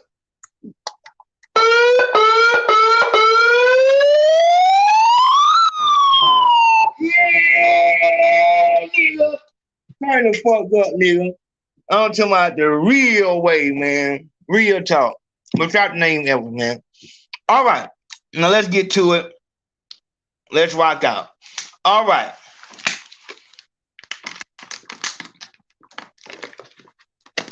All right. And that's and on some real shit. We have to do that more, y'all. We gotta do that more. We have to congratulate, not on no bullshit. We gotta congratulate. Like, motherfucker wasn't coming through here, man. Y'all make sure y'all no, fuck that. Every time somebody from this side reaches a goal, you celebrate them, because all of that time as they've been working, nigga, you know what I'm saying? This is why you do it. It's like, oh, you reached the goal. We not cool with just trying, nigga. We gotta achieve this shit. So heavy, heavy, heavy. All right, now let's rock out. All right, so like I said, I wanted to get somebody on the inside to let me know a couple of things. I had a couple of questions about some of these practices that we're seeing with a lot of these officers nowadays. And so I'm so, once again, I'm honored and I'm blessed to have, this type of network of people who are far more professional and, successful than I am, to give me this inside information. So Big Home, like I said, this ain't about you. It's not about any one particular person. This is about, dog, how can we be safe out here? And like I said, I just had some questions. So Big Home, the first thing I want to start with is, when we're looking at this situation, actually, I'm gonna go ahead and play the video so we can get an understanding. I'm gonna play the video and then we'll go from there. So we're going to show you a little bit of this, but I do want to say something first. And I think this is important. Number one, we're going to show you this video because you pay for the police. The cam audio isn't always on. So this is not abnormal that it's silent right now. You get your ass blown the fuck out. Get the fuck out the car. Get the fuck out the fucking car. Damn, I didn't do anything. Hey, I didn't turn your ass around. All right. On the ground. Hey, you don't do that, okay? Get on the fucking ground.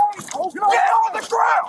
Okay. I'm gonna your ass. All right, I'm on the ground. Lay down. Lay down. Please stay on the ground. I think to tase you. Get on the ground. One. Now. I tase him. All right. Okay. All right. Break your shit. Okay, dude. Damn. Okay. All right. There it is. Like I said, I'm coming from an angle of being a criminal. That's my outlook. I'm a criminal. So the only way I know to deal with the police is the criminal way.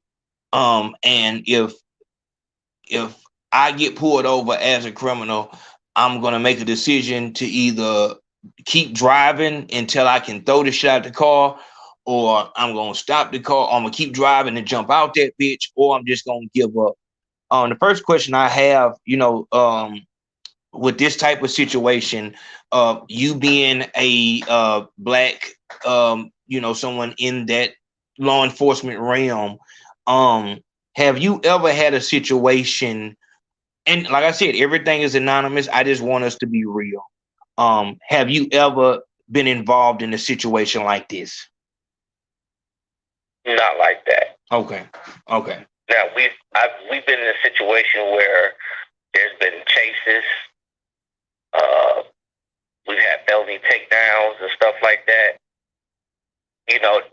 The people screaming and yelling, giving commands like that. A couple of people giving commands like that. That's real. That's real.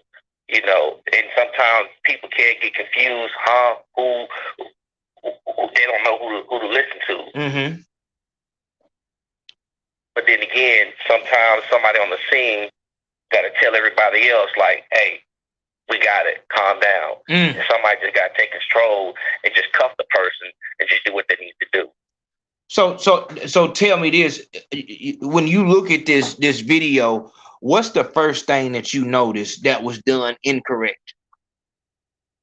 The way the man approached the car. First of all, when you pull a car over, you don't know what the person has or what they got going on. So you're going to walk up there gingerly. You're going to go up there tactfully. You're just not going up there exposing yourself. That's real. To the driver, open yourself up to possibly get shot.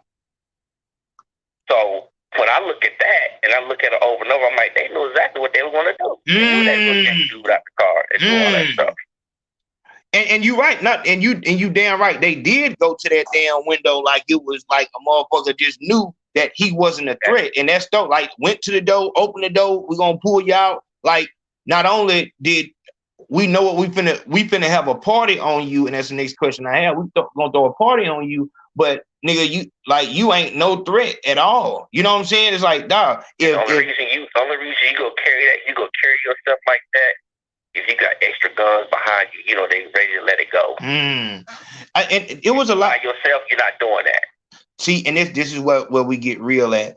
The word came down that in Memphis and a lot of other places, they have, I don't want to say police gangs because that's just a hot word.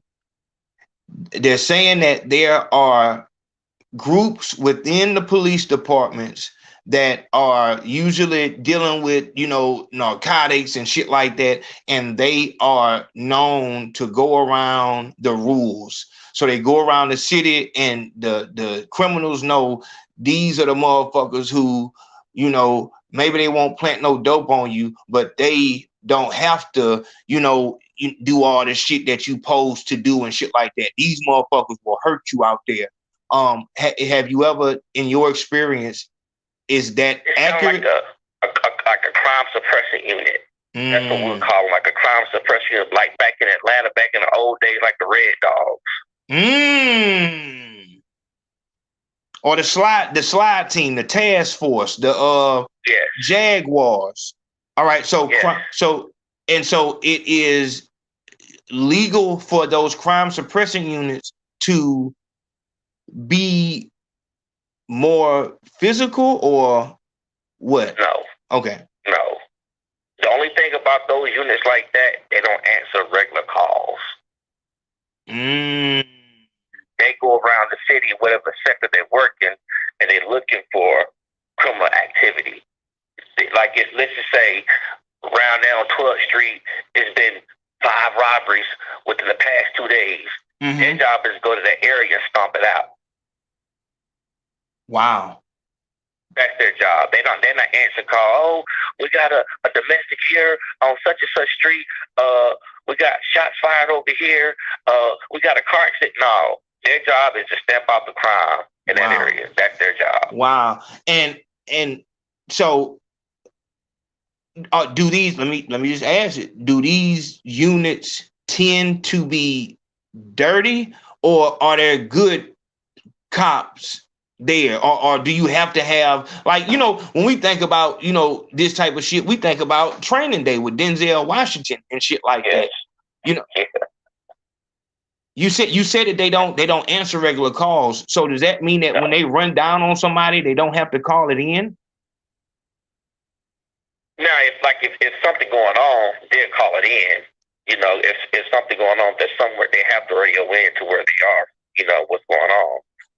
I'm saying they may need to have backup to come in. Yeah, exactly. But as far as just doing what the everyday beat cop does, no, they don't do that. They pretty much set their own tone and work at their own speed. Now, when you say work at their own speed, the first thing I think about is a quota.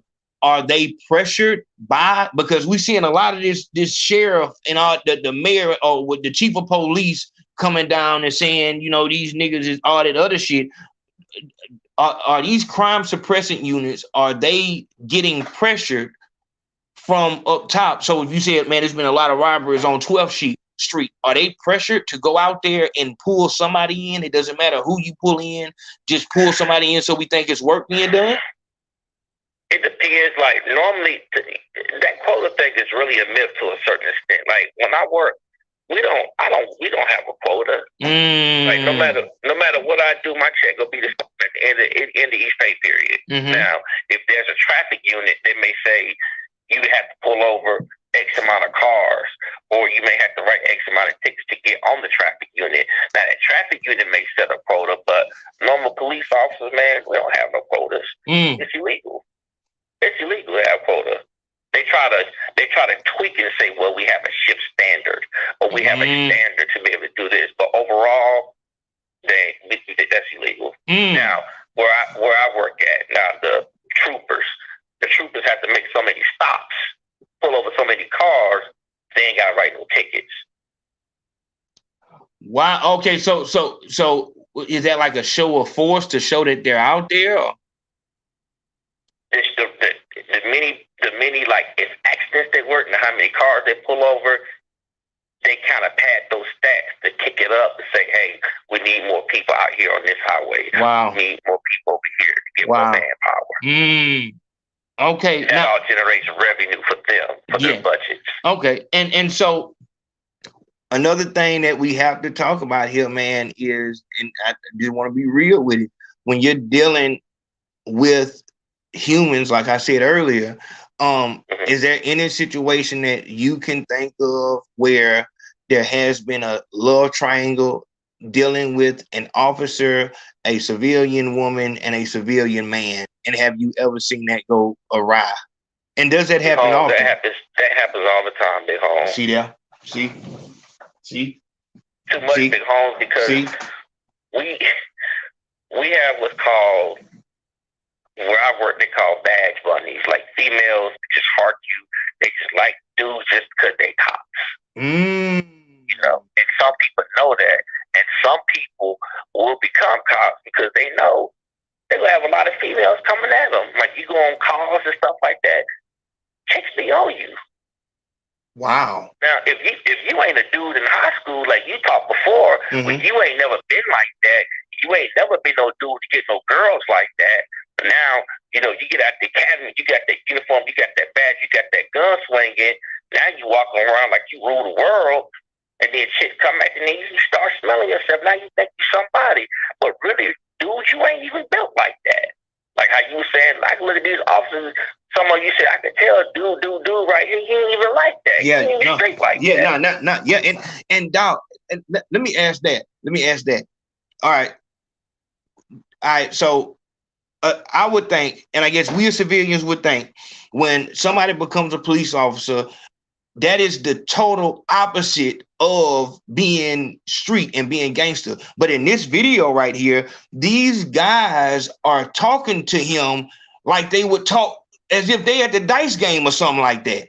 You know, like, so what's up with that? What's up with the people, like, being a police officer but then acting street? Where does that come from? And have you ever seen that in your You're creating like the people that you're dealing with. Some of them, they don't know you, and some of them work in places. They work where they don't work where they live. They work somewhere else. Yes. Like me, I worked in my hometown. Yeah. And my first couple of years, I worked in my hometown where I was born. You know, and there's something to say about it. You know, there was times where I had to be forced for the people and tell them, hey, you gotta do this, do that. And then there's sometimes I just roll up on dudes just casually, just talking. You know, you kind of got to tread gingerly with that. But you know, but when you start working and they see you a fair person and you're really out here just doing your job, they don't take it personal. You out here acting like you He-Man. Yeah. Thinking you master of the universe. And knowing I went to school with this dude, he ain't really like that for real. Then you start getting a reputation, a negative reputation, and you become a marked man.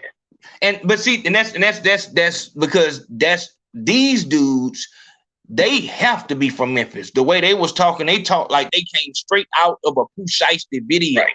You know what I'm saying? And Tip, how many times does that spill over? Maybe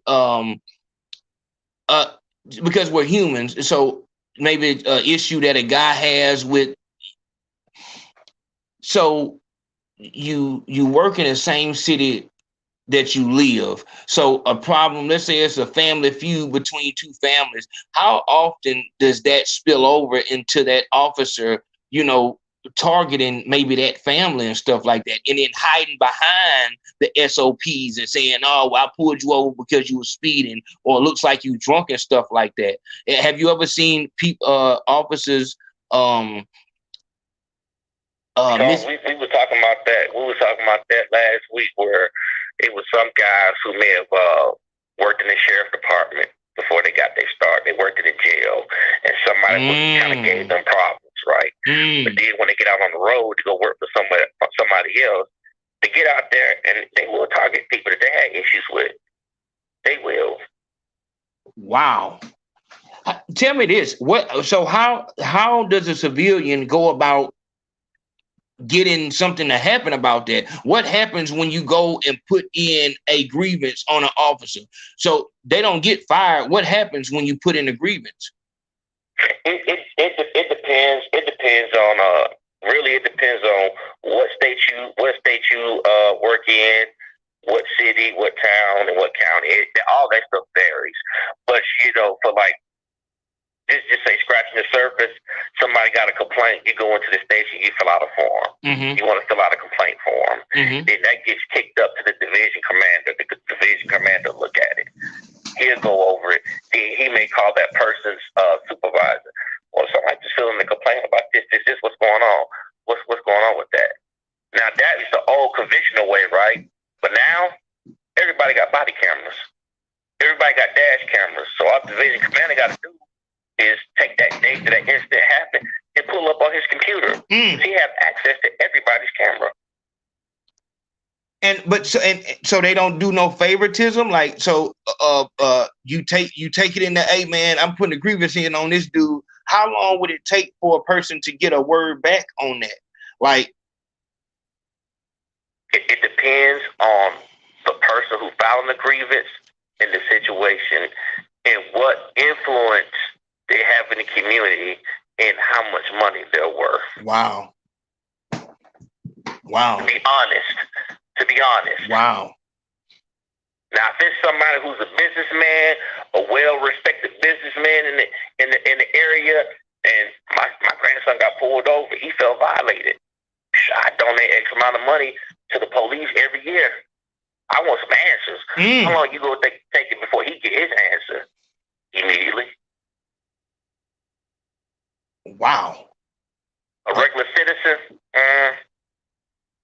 week or two maybe, if they get to it. If they think it's BS, it'll just sit on the desk. They may kick it around. They may kick it around and talk about it. And they eventually get to it. But they're not going to put no rush on it. Man. And you know, dog, tell me this. I want to hit it because this is our chance. And if y'all have a question that y'all want me to ask him, go to the Cash App or the PayPal. I'll put that on there. And I will ask him. My question is, when we're dealing with what's going on right now in the world, as far as with this whole the fentanyl and, it seems like, everything's, the young guys are, going crazy with the guns and stuff like that. What, from your side of the fence, what do you feel could fix, the situation as far as with these issues we having with the fentanyl and the gun crime, from your point of view?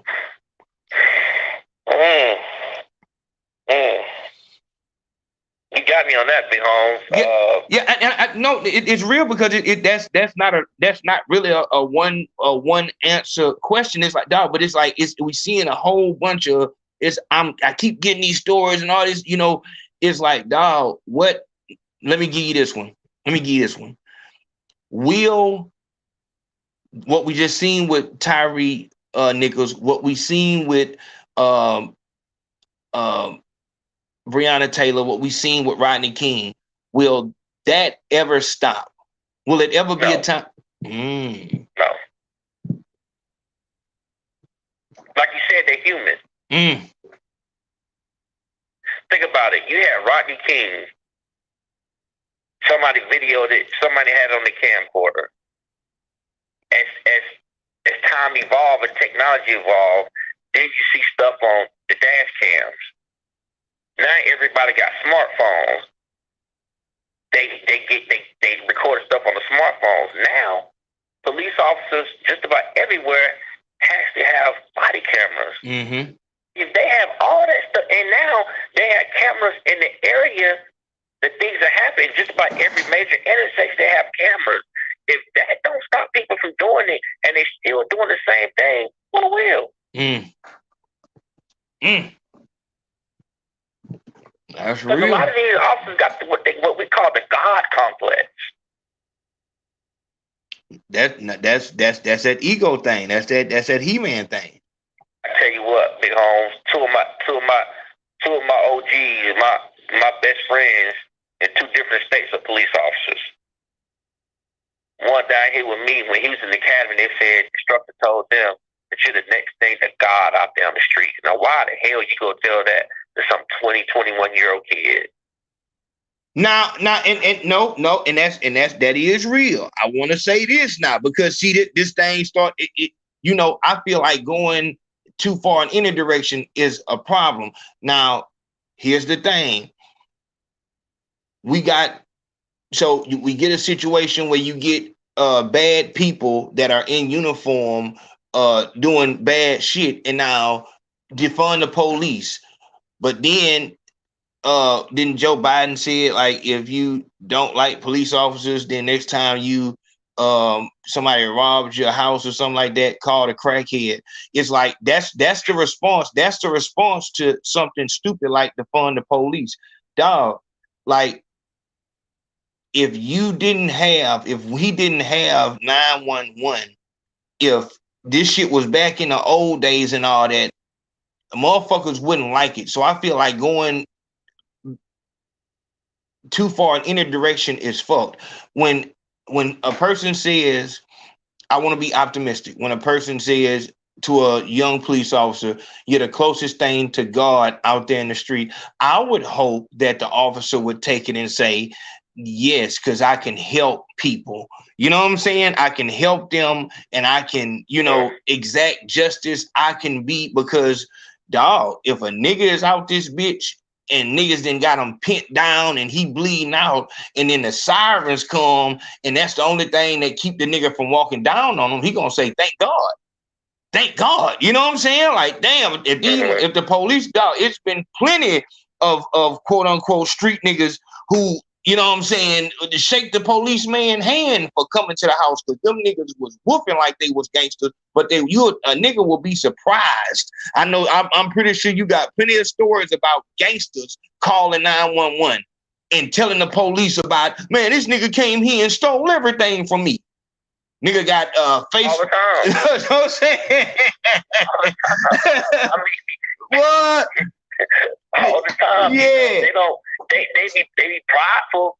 They don't really want to do it. But where I work and I can see what's going on, you gotta kind of wait till it clear out. Yeah. And then you just kind of try to talk to them offline. Mm-hmm. Like, hey bro, what happened over here? Oh man, man, this. Wow.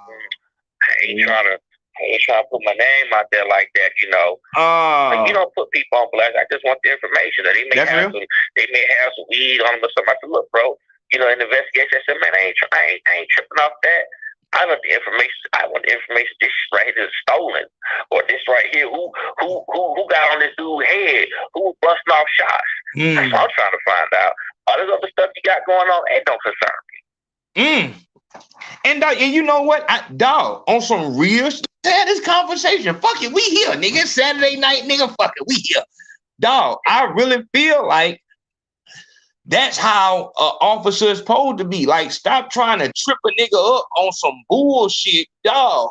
Because on some real shit, we should be able to police ourselves. But since we aren't, dog, the best thing we got is supposed to be a black man. Now, of course, in these situations like this right here, it's like, damn, black man, you supposed to be here to help us and shit like that. And it seemed like the white man in this situation is the only one that ain't doing something so bad.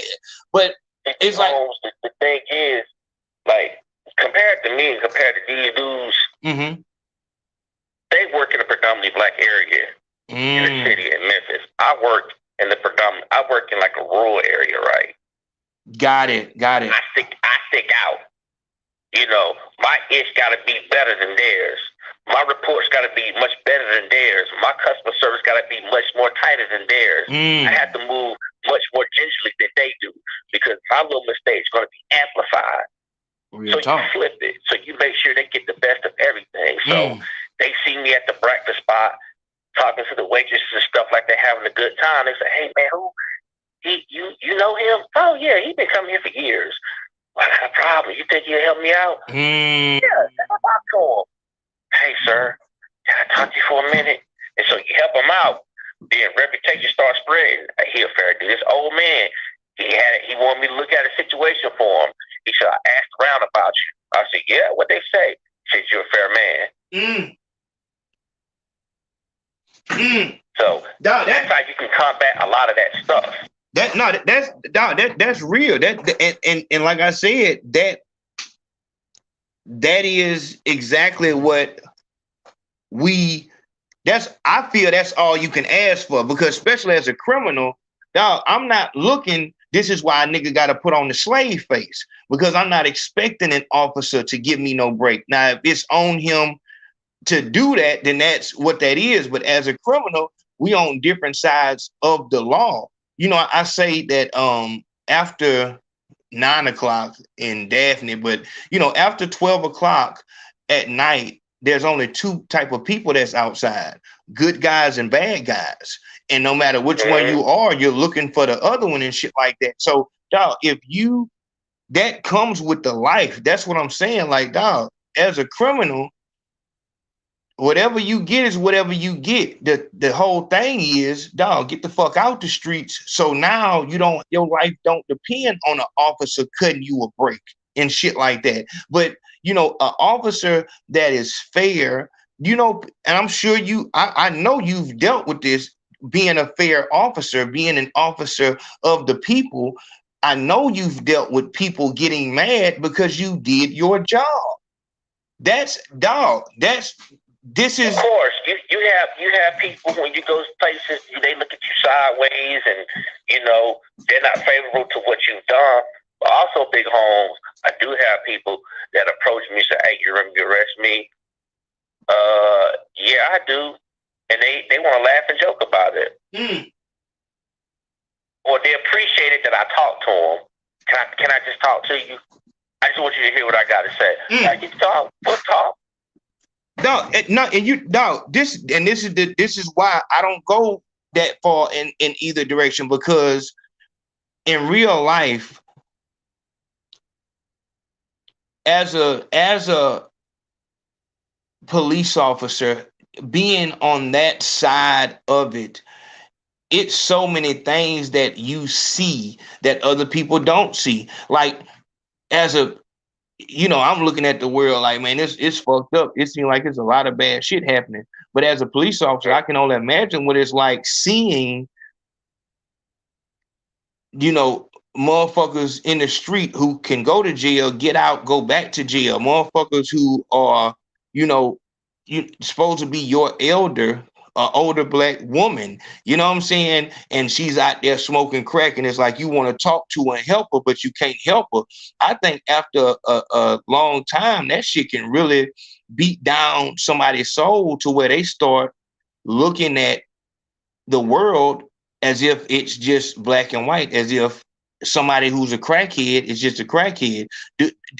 Have you ever felt that, to where it's like, you want to help, but you feel like it's useless to help because people are just going to do what they do? It can be frustrating at times, but sometimes you got compartmentalize the stuff. Like, if I see the person, I'm like, yo, man, what's going on with you, man? You can't keep on doing this, man. You keep on doing this, you find yourself in jail, and I don't know what to do for you. Sometimes you can't talk to them like a RoboCop. Sometimes you just got just talk like everyday people. If you talk to them like everyday people, man, you get more better of a response. And sometimes they'll open up to you and tell them what's really deeply going on with them and why they're doing what they're doing. That's what I'm talking about, dog. A lot of these, and that's the shit. Like, dog, I went to Walmart just a minute ago, and it was a guy in a one of them things that one of those riding carts. He was there when I walked in. I just went in there to get my grandma some ice cream. And so I went and got the ice cream, and I came back out, and he was still sitting there. And I walked out, but I said, let me go see what's going on. So I went back like, hey, man, you good? And he was like, yeah, I'm good. He was kind of offended that I asked him, but then he understood and he realized what I was doing. I was coming back and checking to make sure that he was good. You know what I'm saying? Like, that he didn't need anything. Most of us, we see the dude on the side of the road with the sign and all these different people, and we don't, like, they're invisible. We don't care about them. But then as the officer, y'all have to deal with those people. And y'all are the only one that probably talked to them because everybody didn't let them go. Like, man, you know, you just gotta, my thing is, me personally,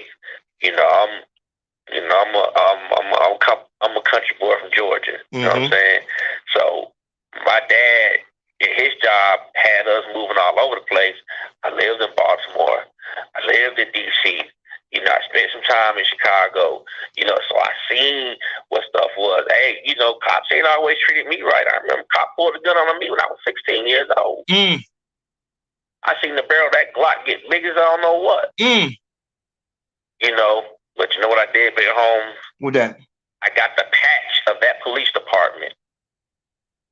When I became an investigator, I put that patch on the wall when I walk out the door to remind me to make sure I do better than what they did to me when I was 16 years old. Wow.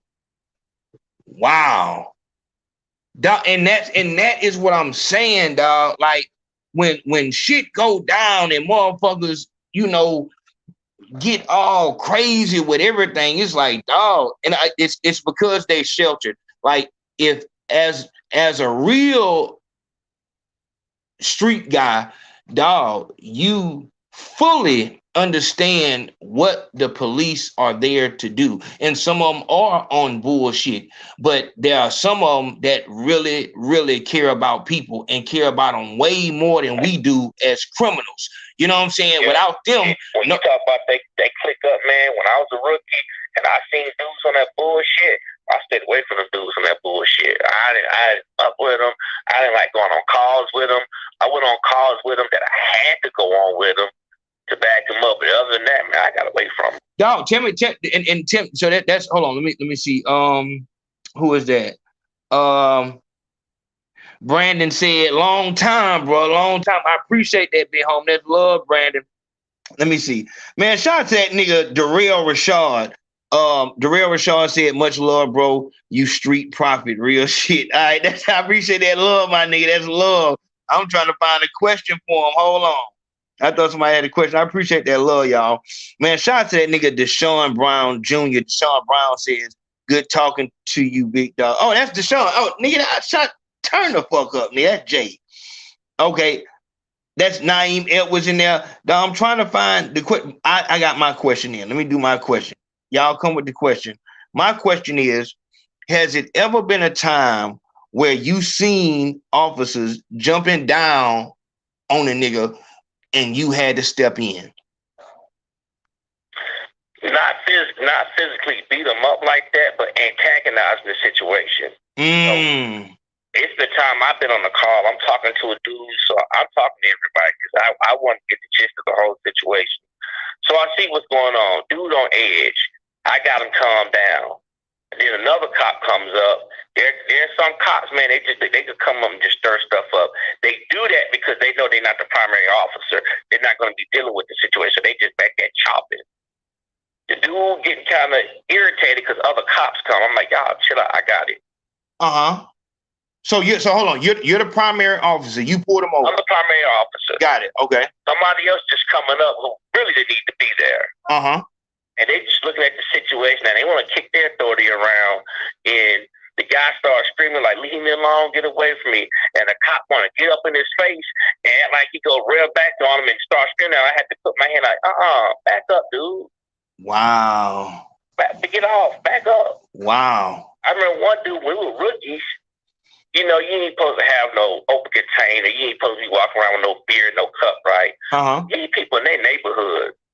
They're in their neighborhood. They ain't bothering nobody. They just walking down the street going from one spot to another spot. Dude roll by and see him get out, cause a commotion. So I happened to roll down there to see what was going on. He's trying to hook this lady up. But skinny lady, she probably crackhead, but it doesn't matter. Dude got behind her, like putting her in the sleeper lot, trying to get her in the car. I said, oh, no, hold on. No, wait, hold on. No. Stop.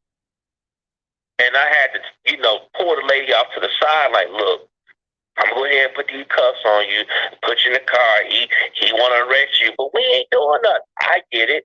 It ain't my call, but this ain't the way to handle this right here. I come in and back it up, calm down the situation. Hey, you don't like it? When you get out, file a complaint.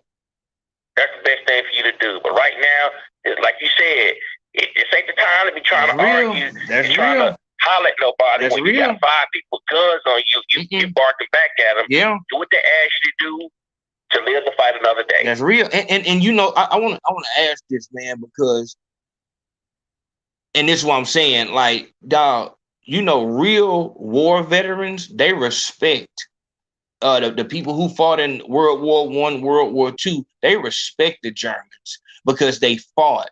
You know, you like the boxers, they respect each other because they fought and shit like that. So as a criminal, dog, what you can respect about law enforcement officer is, dog, I got dope on me, I'm running, I got a gun, I don't want to go to prison, and he's doing his job. That's not that he's no nothing. He's doing his job. You can respect that a lot more than you respect a nigga who playing street and that nigga, you know, testify on the stand. I respect the police officer to be exactly who he is. As long as that police officer is one way, you gotta respect that. Dog, when you are, you know, doing those type of things and standing up in these certain situations, does that make you somewhat of a pariah? Like, have you seen officers look at you crazy? Like you are more on the criminal side or the street side than you are with the police force? I had to deal with that my first couple of years because being black, and when you get out and you deal with black people, they think you go give them a pass, you ain't gonna do your job. I remember when I was training, when I went to my next FTR officer, he said, you know, he can do the job, but I don't know if he will do the job. I can't help because I get out on the corner, I know this dude or this chick over here having problems. We played together when we was young, but she may be on drugs now, and I can talk out the house, but you can't.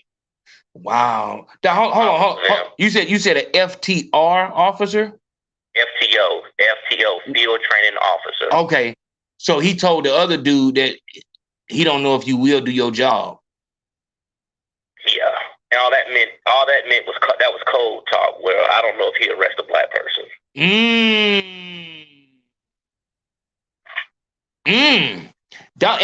Dog, this is why I'm not throwing every black police off. That's from the jump. I said that we can't throw these niggas in the same pot.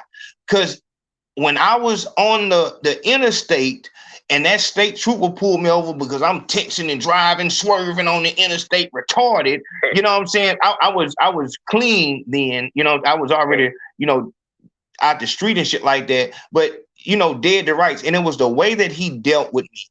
He dealt with me as an officer should. You can see, you know, when I move around, when I want to be in disguise, I'll put on like a highlighter vest and a truck. Yeah, I'll put a truck hat on and shit because I don't want to. Because if I go out dressed like this, then I understand it. I understand who the fuck I am and what I look like when I dress a certain way. If I don't want that attention, nigga, throw on a highlighter vest, look like a truck. I got a damn farmer coat in there and all kind of shit. And he looked at me and he said, man, what you doing, man? I'm like, man, I was texting on the phone, man, trying to, man, stop that, man. He said, what, you come from work? But he can see that I'm not drunk. You don't smell no weed in the car, nothing like that. And he handled me just like that. He said, man, go on, man, get your head on the road. Because I'm in front of him, in front of 2 other cars, and I'm really on the phone probably trying to edit a video, and he's right behind me, another car's trying to pass me, and I didn't swerve probably 2 times, and this nigga pulled me over. I pull up like, damn, man, you got me, like, man, what you doing? You know, and it's like, that is what, dog, you know, somebody else, we have to have our people in these places because he can see me and like, nah, just because you got tattoos in your face like that, I know that every nigga with tattoos ain't no criminal. Even if you were a criminal, that doesn't mean that you're a criminal today.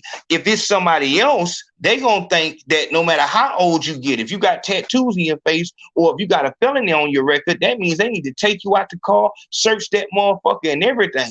But he could see, no, by me talking to him, I can tell like, nah, he's not on that. This man is trying to, in his eyes, I'm trying to get to work or some shit like that. And I came back and I spoke about that because that was purely him knowing me. He doesn't know me, but he knows me. He has been around black people, black men like me, to where he knows, dog, that's what I'm telling you about white girls. White girls can't see the difference between black men. He can see it. He can see that I'm not, oh shit, I'm not scared. I didn't hit the gas and try to run away. He come up to the car. Right. You know what you need, man. It's man, you caught me, man. I tripped out. And he talked to me in that same tone, and he understood what I was saying. He wasn't, like, oh, what does that mean? He knows this culture. He knows, like, nah, he's just talking. He can understand. And that made me say, you know what? Not only do we need more black police officers, dog, we need black judges and all of that so that they can see us for who we are. When the white judge sees the nigga come up there with tattoos, he's not thinking about none of the, the shit that I've done. And dog, you are a nigga with tattoos in your face, nigga, and you a felon, nigga, you supposed to go to prison. And the black officer knows differently. When I heard these officers talking rough to Tyre, in one sense, it's like, damn, nigga, you unprofessional as fuck. But also, it's like, damn, like, the culture. The culture. And it was on them to use that knowledge for good or for bad. And they used that for bad. And it brings me to the next question for you. Have you seen black officers? Because in this situation, we can clearly see it was a white man there. Have you seen black officers be cool with black civilians as long as there's black officers around, but then see those same officers try to turn up when there's a white officer around because they didn't want to look like they wouldn't do their job? I've never seen it to that, but I just seen, like, to get accepted by certain officers, they'll turn up and do stupid stuff. Like they'll turn up and do stupid stuff, and I gotta pull them to the side. Like, hey man, you gotta tone that down. I'm the type of person to speak to people one-on-one. Yes. That's how I get my point across. Mm-hmm. I just spoke to a dude who was black dude, young black dude. He actually a cool brother, but me and him, we didn't really see eye to eye on stuff, man. Like, I ain't really mess with him. He really didn't mess with me. I had my thing going. He had his thing going, but he was getting in trouble, bro. He was always in something. I always get complaint. And then finally, he kind of opened up to me. I said, bro, you keep on going on this route right here, you will get yourself in trouble. I said, the best thing you can do, if you want to stay in this bitch, you need to go to another department. And you need to start over somewhere. I said, this ain't cool right here. Hold on. What was he doing? What you mean getting in trouble? Like, just going up, just turning up on people. Just turning up on people that he grew up with. Wow. Like your cousins. Wow. They in the street. You know what they doing. You ain't got to be going over there where they are turning up like that. That's too easy. Wow. Damn. No, and that shit is crazy. And you know what? Usually, tell me this right here. In your career, did you see more officers working their own community or working communities that they didn't grow up in? I'm talking about black officers. Well, where I work, it ain't too many of us. You know what I'm saying? No, I'm saying in just your experience throughout the years. I got two of my best friends work where they grew up. And they're community oriented policing. Now, some dudes that say, "Oh, he lazy, man. He don't do nothing." But anything that happened in the hood, he know everybody. Yep. When there's a crime go on and the investigators want to know some information, who they going to? Mm-hmm. I even tried to get him to be an investigator. I said, bro, why don't you go ahead? They want you back there anyway. I don't want to do the paperwork, bro. But that was just him. He just like being out in the community with people. And that's all right. He's good at what he's good at.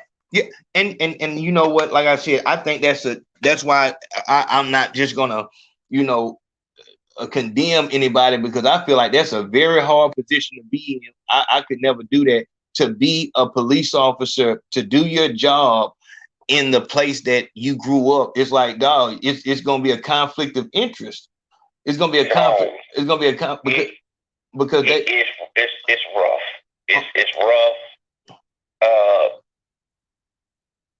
Bro, I got my feelings hurt a couple of times, bro. I mean, not real bad, man. It's just that you think you can move when you get off work. You can move and go to the same spots, the same after-hour spot, and chill out and hang. Look at chicks, man. Step in the spot, man. The whole mood of everybody just changed.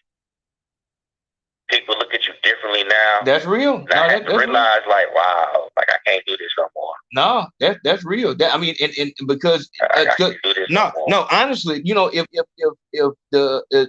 if somebody who's hold on, and I wanted to ask you about this. They're saying that the police chief needs to be fired. How you feel about that? No. Okay, let me see what Memphis mayor. I'm trying to. So what did she say? Why is everybody saying that she need to be fired? Why are they saying that she need to be? They don't know how this is one thing that they taught us early on. There's something called vicarious liability. Vicarious liability means that whatever that officer does out there in that street, everybody in that officer chain of command is responsible for his actions. Heavy. That's why a lot, No, I said that's heavy, and I feel like that's needed. That's needed. Yes. Now today you see chiefs of police are becoming transparent about what's going on because they don't want to lose their pension. They don't want to lose their retirement because what they did on the street, they sitting up in the office. A chief of police position is really a political position. They doing other stuff. You got these dudes on the streets running wild, doing all this rogue stuff. She ain't got nothing to do with that. She ain't got nothing to do with that.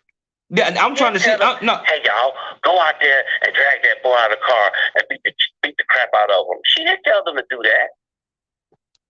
Hold on. Now we finna go. Shout out to that nigga Ronald Smith came through. Ronald Smith came through the door. No word, straight look. I appreciate that, big home. Now, I don't want to do this, but I have to allow you this conversation. Obviously, it's somebody in the comments and he's saying, he won't, show his face or his social media, but he's saying, hold on, he said, you're a cop, you will disagree, you sell out. They call me a sellout? Yes, he said, you're a cop, you will disagree, you a sellout. I want you to, because that is the mindset of cowards. Cowards feel like that. Now, if big homie, if you would have said that and you showed your face and shit like that, maybe a nigga can't take you serious. But because you a coward, you will say that and hide. But I want you to answer that because this is. Oh, he's saying because I disagree with the cop man, with the chief man fired. No. He's saying you a cop, you would disagree. But what he's saying is that anything that you saying, he's trying to say that any cop that's black is a sellout. That's what I want you to respond to, because that is something that you hear a lot of, and I'll let you handle it before I handle it. Go ahead. Big Holmes, that's ignorance, man. Real talk. That's straight up ignorance. I don't pay no attention to that because let me tell you what, if we didn't have black cops, that person be the main one saying we ain't got black cops out there. Real talk. Blah, blah, blah, blah. Man, I don't be paying no attention to that stuff like that. I heard people tell me that my whole career, man. That stuff like that don't bother me. And that's why I wanted you. That's why I wanted you, because I know that is a narrative that cowards and nothing ass niggas and nothing ass bitches. A nigga will say that you a sellout because you arrested him. As a criminal, you arrested him. Dog, as a real street nigga, the only thing that you can hope that you get from an officer is the respect enough to, you know, respect you as a human being as he's taking you to the station. His job is to arrest criminals. You can't take that personal that he arrested you. You a gangster. This is the issue with this new shit nowadays. Nigga, if you do your dog, get the fuck out the street if you don't want to be arrested. Nigga, that's like, dog, you are the problem. You a criminal. Like, you are the same motherfucker that a nigga, the old lady who can't, that's what the police shit is all about. It's like they're supposed to protect those who can't protect themselves, serve the community. Now, you do have bad apples, but you show me an organization that don't have bad apples. Dog, we can't be confused about what's going on. Because, like, if you can come with that shit that you saying, that is the exact speaking point of them weird niggas talking about fuck black women. You see how calmly I answer that? Yeah, no, you did. You did. I know who I am, and I know what I do. Yeah, that's real. I know my reputation. I got a good reputation in like three surrounding counties, man. You know, my name is solidified. If I make a case and stuff don't go to court, you know why? Because they know my stuff is solid, and I don't make no arrests. And I don't arrest nobody that don't need to be arrested. Big homie, come on with that social media, big homie. I can put, come on with it. Pull up, big home. I can pull up, not a problem, but at the same, come on, fuck all that talking. Come on with it. The nigga just said that's the mindset of everybody in the hood. Right then and there, I know that you're a fucking Karen. You are some type of agent that's been sent here the same way he was talking about the officer in the back car coming up trying to cause confusion, fucking shit up. That's what you're doing. Everybody in the hood, are you fucking serious? That proves that you not from no hood at all. Because if you was there, you would understand, my nigga. Do you know that a street separates two sides of the same niggas live in the same hood, but if niggas cross that street, they out of bounds? There is no consensus in the hood. That's the problem. Everything is separated. These young niggas is beefing with these young niggas, but if niggas from over there got an issue, these niggas will come together. That's how niggas get backdoored. But them, the young niggas on both sides, but the older people want the police to arrest all of them. What the fuck are you talking about? 3 o'clock in the morning when that motherfucker is high off that fucking PCP and that acid and he kicked that old lady dough in? You not going in there to help no fucking body. Stop with the whole shit, my nigga. Pull on up. They gonna walk off and look at the whole thing going on and snicker and laugh about it. Nigga, send a link. Give me your social media. What the fuck are you talking about? This nigga said, no, sir. Look what this nigga just said. No, sir. I have people in the police force and I've been in the hood as well. They have cops on both sides. What the fuck are you talking about? You just said he was a sellout because he's a police officer. What? Yeah, you know, and like I said, and I'm see, you live it because, so, you know, you have a calm demeanor because you don't have anything to hide. But that shit just bothered me when people who are not from that lifestyle try to speak to it. That's what Yurt was saying. Dog, the everybody is in the streets now because 6ix9ine told, now everybody who knows 6ix9ine feel like they can talk about snitching and shit like that. This motherfucker who is clearly an older white woman is on this bitch talking about sellout and all this other shit. Dog, if I'm saying that we need police officers, who the fuck are you to come and say anything? Dog, niggas is not going and helping. I gave that story about me turning back around at Walmart to try to help that older man because no one else saw him. People don't see the motherfucker on side the road. Do you go out and check the fucking homeless people every morning to make sure nobody is fucked up? Dog, only a child would believe that defunding the police would help something. You know how many motherfuckers are waiting for us to not have anything in between us, dog, we would be back in slavery in minutes, fucking with y'all.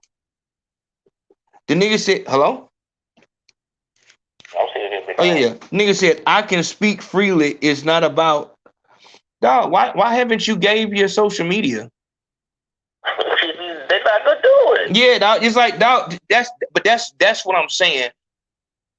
I want y'all to know I'm saying this as an experienced man. I'm putting my face here so you can see this is me saying. I'm not, dog, not only is the whole all black people not gangsters, most of the black people are not gangsters. Even the gangsters aren't gangsters. I just told you earlier, dog, a lot of the calls that police officers get from the hood, it be from the niggas who claim they street. Man, please, they don't want to go outside and fight, so they call the police and act like somebody else did it. Or they chick are coming up on the set clowning on them. Mm-hmm. You know, you ain't taking care of your son. You know, she about to slash them tires to bust the window out, so who they gonna call? They get it stop, man. She tripping, man. She doing this to my car, man. You know, all that. What you want to do? No, don't arrest her. Don't arrest her. Okay, what you call us for? Real time.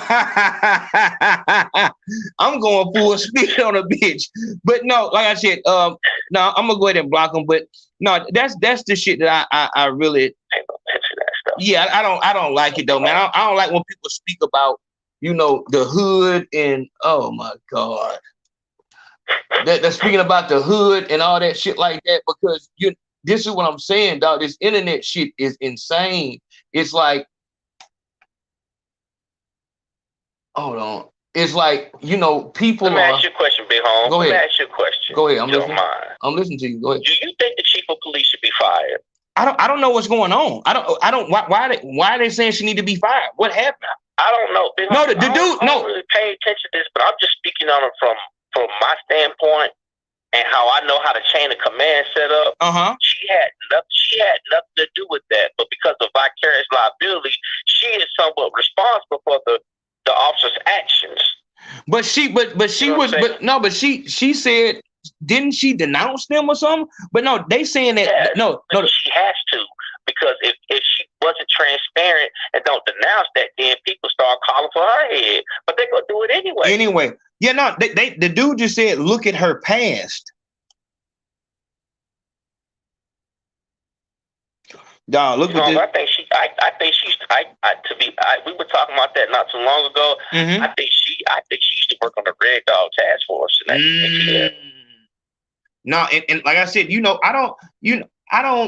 Dog, the only thing that I even try to deal with is shit that I can control or that I can give a viewpoint on. Dog, if you don't want no bullshit, don't do no crime. The likelihood of you having any type of run-in with the police on some bullshit, that shit, you have a better chance of being struck by lightning 3 times. Stop the playing. Stop the bullshitting.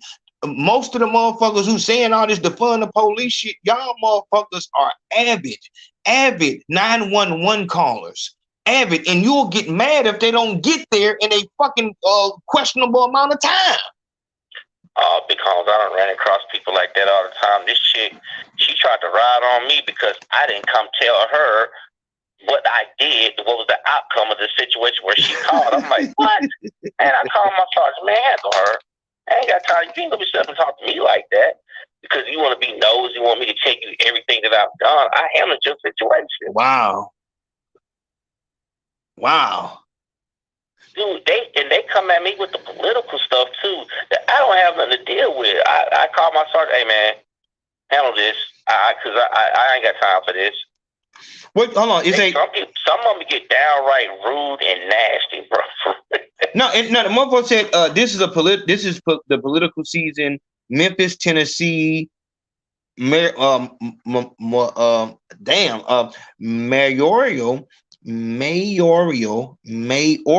race coming up later this year. The current mayor, may not fire her. It's up to her to leave if she wants to. I got it. I see this. Yeah. Now, and and like I said, it's and when we get political, that's when it goes somewhere else, man. The main thing I'm saying is, dog, just we have to have balance, and we have to have our people in places of power. Period. We have to have them there. We have to, because totally agree. That it's and I think people understand that a lot of people just start saying shit because it's the internet and they can say whatever they want, but they will be the same people who will be stuck to your hip if they're out in public. They want to be right around you because they scared somebody gonna do something to them. But the same person saying that you a sellout because you're a police officer, the same person who's scared to go to any event unless it's gonna be highly policed, they talking about, oh yeah, fuck. And it's like, dog. And I like to point that out and call that out so that people can see, dog, those are real deal trolls. Those people are saying that on the internet. Them folks ain't no real man. A real man is going to tell you what's going on and stand on it. These motherfuckers just writing shit on the internet. In real life, I'm telling you. I did this. I got into this job to help people. I was like, I want to study law and I want to help people. I never realized I could do this as a police officer. I did that to educate people. When I progressed in my career, especially when I became an investigator, people reached out to me. Hey man, can you look after this for me? Or they'll call me about some issue that they got going on, and that's how I want it. That's my job. And my homies. Hey man, y'all dudes need to get y'all stuff together, man. These dudes ain't playing out here, playing for keeps. You know what I'm saying? Then they'll call me, ask me for some legal advice because they say, ignorance of the law is no excuse. They'll tell you that. Real talk. You better know that. You better know that. I take it to my point. You educate people. It's all about the intent of what you do with the job, man. Them people can chirp and tell out all they want. I don't care, man. I know what I do, and I like what I do. That's now, right. These dudes right here, I don't know what they had going on in their life. These other cats, they may not all be bad people. They got caught up in some stuff, and it's costly, and it cost them, and it cost somebody to die.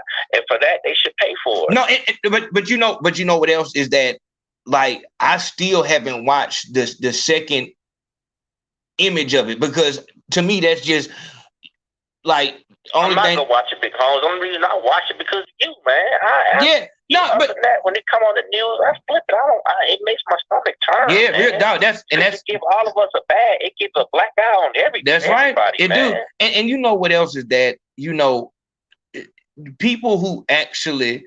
This is why you have so many of these people in the media who can post this stuff about this rapper dying and this and all. They can post all that horrible shit because they've never been around it in real life. You in your, occupational situation, you've seen things, you've seen real pain and turmoil and all those things. That's something that if you're human, it's going to affect you, and you don't want that. So to people who really went through that, it's like, I'm not trying to see all that. So I didn't go look at the second angle and all that. The only thing that mattered was, dog, fuck what happened. What we need to work on is what caused this to happen, what initiated this situation, whether it was the bitch, the baby mama, or it was the fact that, he was too, fidgety with all them officers right there.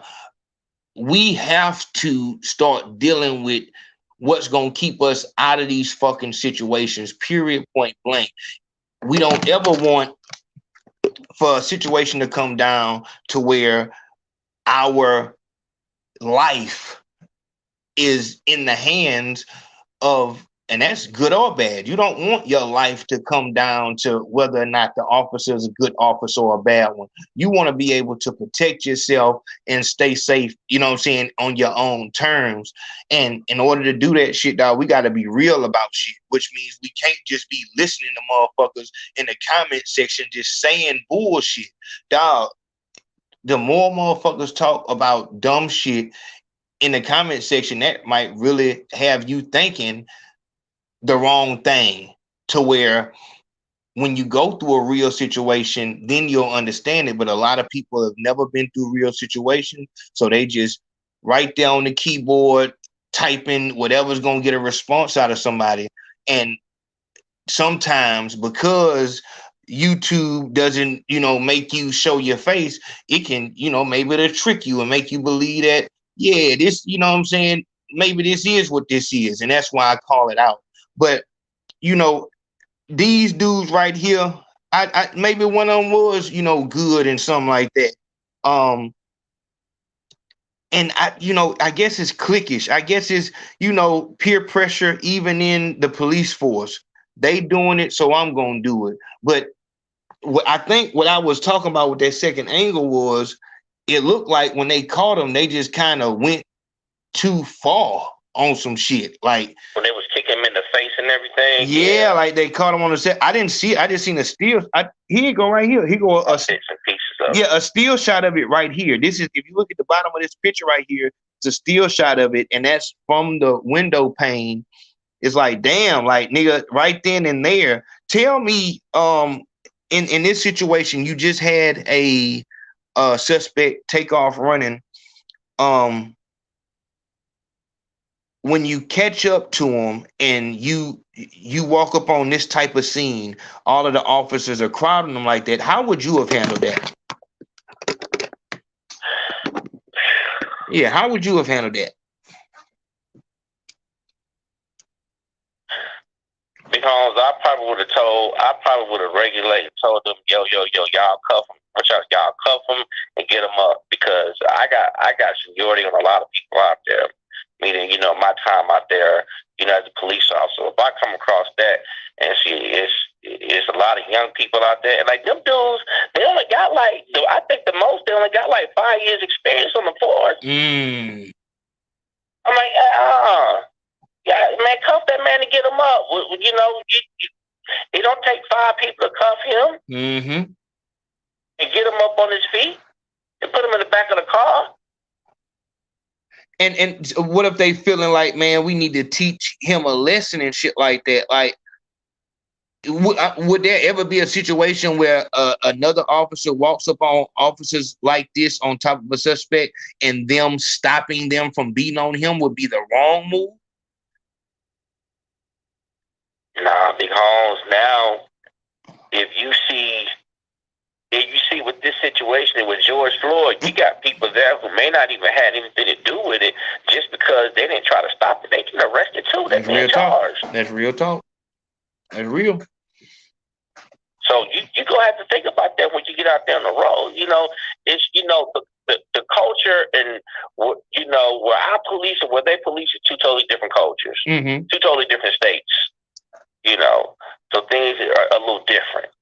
The culture where I work at, we not gonna be doing we not gonna be doing anything like that, because the state agency is gonna be crawling up our butt in investigations. I guarantee you. And let me ask you this right here.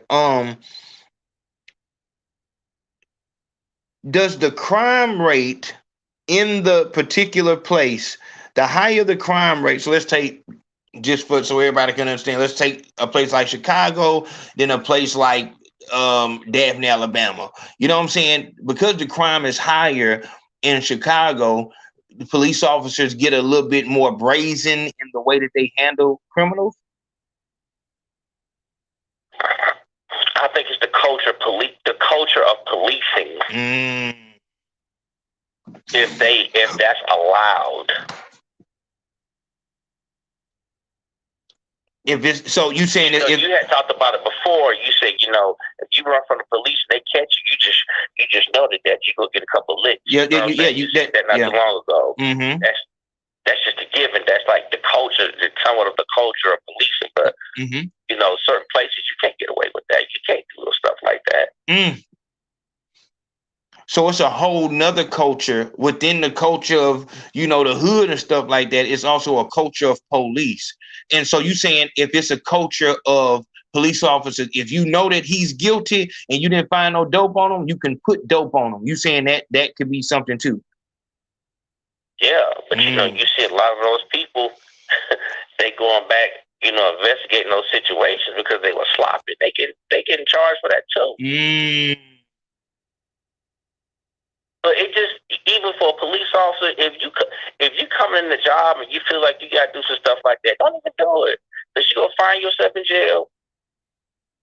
You'll find yourself in protective custody somewhere. Maybe spitting your food. Real talk. They catch you somewhere in the facility where you ain't in protective custody. Some they go jump you, man. They go stab you. That's real. Is it worth it? That's real. Now, and it's like I said, and we go back to them being human. As a human, sometimes we don't think about the consequences. This is why I stay away from. That's why I stay celibate, because I know once the blood leave my brain, I don't have no more to think with. I'm not. One thing I know is that I'm not pulling out. I'm not putting nothing on. So you know what I'm saying. So you just got to stay away from it if it ain't for you. But no, man, I appreciate you coming in. Let me make sure we ain't got no. What did you see, Roy? Hold on. Let me see what Roy sent. Oh, yeah. Thank you, Rory. Yeah, that nigga ain't nobody, man. That nigga ain't nobody. We knew that. Let's see. Shout out to that nigga Ronald Smith. Ronald Smith said, no words, straight love. Naeem Edwards said, why do cops have the highest suicide rate? Damn, she came through the door with the nonsense. Ooh, shit. Wow.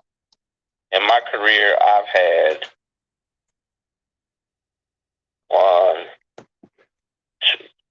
3 people I know commit suicide. Dog, we got to do it. Man, that's crazy. I just seen that shit. Damn, dog. We got to do another show on that. I wish I would have seen that earlier. Yeah, we over 2 hours in. Dog, we got to. Naeem, you're doing the thing. Shout out. That's a great question. Yeah, it is. Dog, but we gonna. I can give you my experience on that. Just shout out. We'll work on that another time. Yes, Lord. Yeah, that's an awesome question. Awesome question. I'm telling you, dog, she the one, man. I'm telling you, she not bullshitting the real. That's crazy. But we'll do a part 2 on that. Hey, man, I appreciate you so much. We got to have you back on and rock out. Thank you for spreading this time with us and giving us that information. Big Holmes, you just got to put the word in, man. I'm always down. Already, man. All right, I appreciate that. All right. Love. Yeah, man, they ain't going to play around. I told y'all, dog. Man, okay, well, it keeps saying it. Okay, shout out Nay. Shout out Brandon, long time. Darrell, Street Prophet, Deshaun, that's him. Antoine, let me see. Shout out Justilus,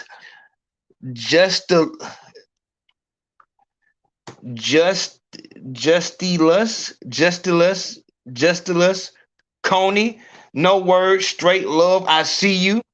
Man, shout out to that nigga Hodge Mim coming in, man. He said he just came through the door, and I'm late as hell. Hodge Mim and this motherfucker, he gonna rock out the real way. We also have to get that information. Hodge, you gotta let me know what's going on with that Mexico situation also, so we can rock out with that. Man, shout out to James Hathaway. James Hathaway said, Doggy 5'4" showing love. Shouts out Katrina. You know what the fuck going on, man. Yeah, man. We was working, man. Shout out James.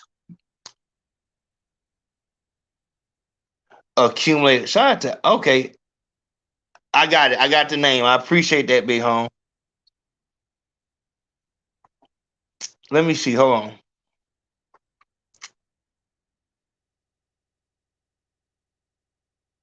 Let me see.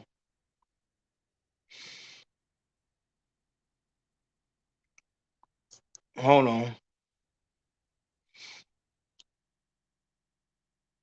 No, that ain't it. Hold on. Man, shout out to that nigga Marcus Monteo. You know, like, big homie. Appreciate that love, my nigga. You know we working. Because I know I'm missing somebody. Man, shout out that nigga Michael Jackson, nigga. What the fuck niggas talking about, nigga? You know what the fuck going on. And I think, you know, Big Meek's always in the building. Shout out that nigga Big Meek's always in this motherfucker, rocking out the real way. Man, I appreciate everybody, man. We just working, man. We just working, trying to stay all the way in the right lane. And like I said, we're gonna definitely do a part 2 and rock out the fucking video for, because we got a victim also of that police shit coming through. And I wanted him to break down the situation, but for some reason that shit didn't record the sound. So I don't know what the fuck that was.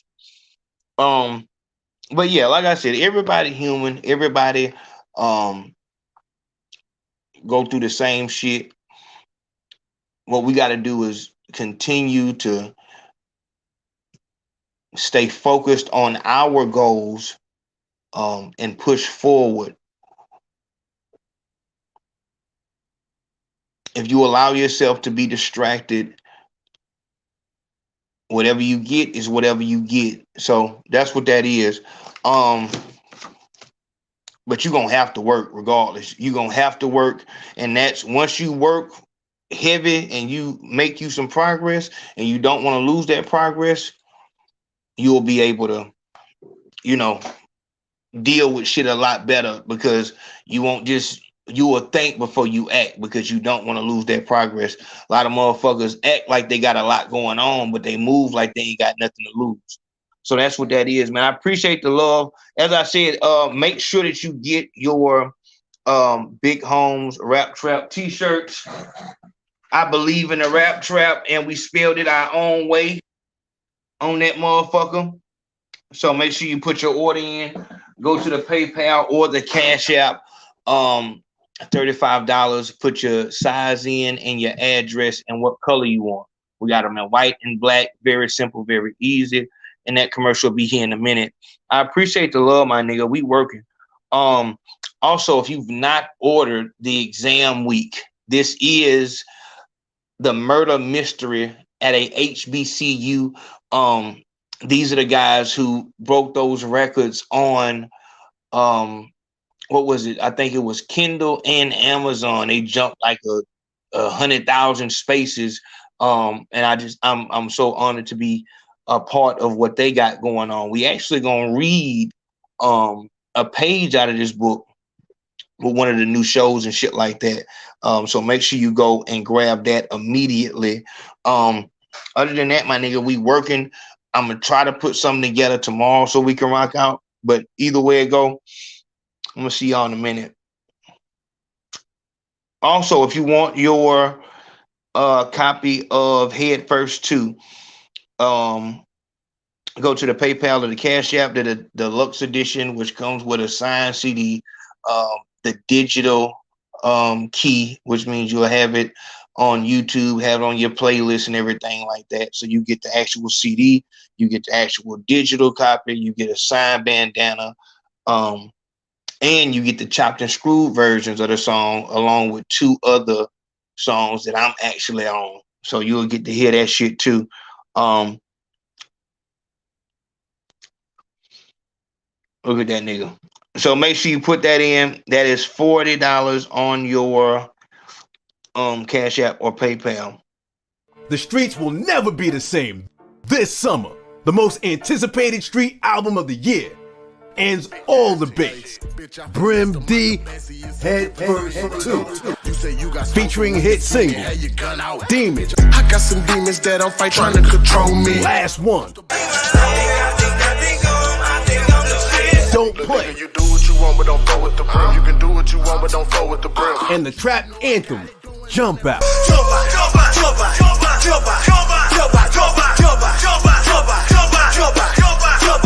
Streaming on all platforms and a track near you. And remember, it's always us. Never that. Nigga, hey, hold on. Your bitch wanna hang with the brim gang.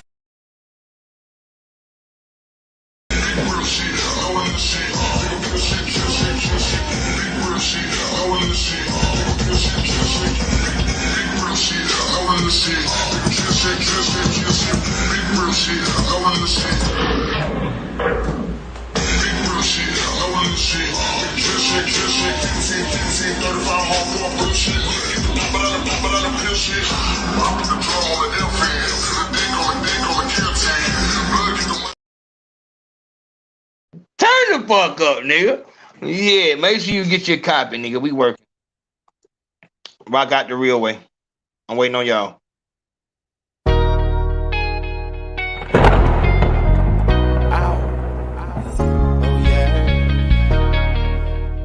One down the track, dog.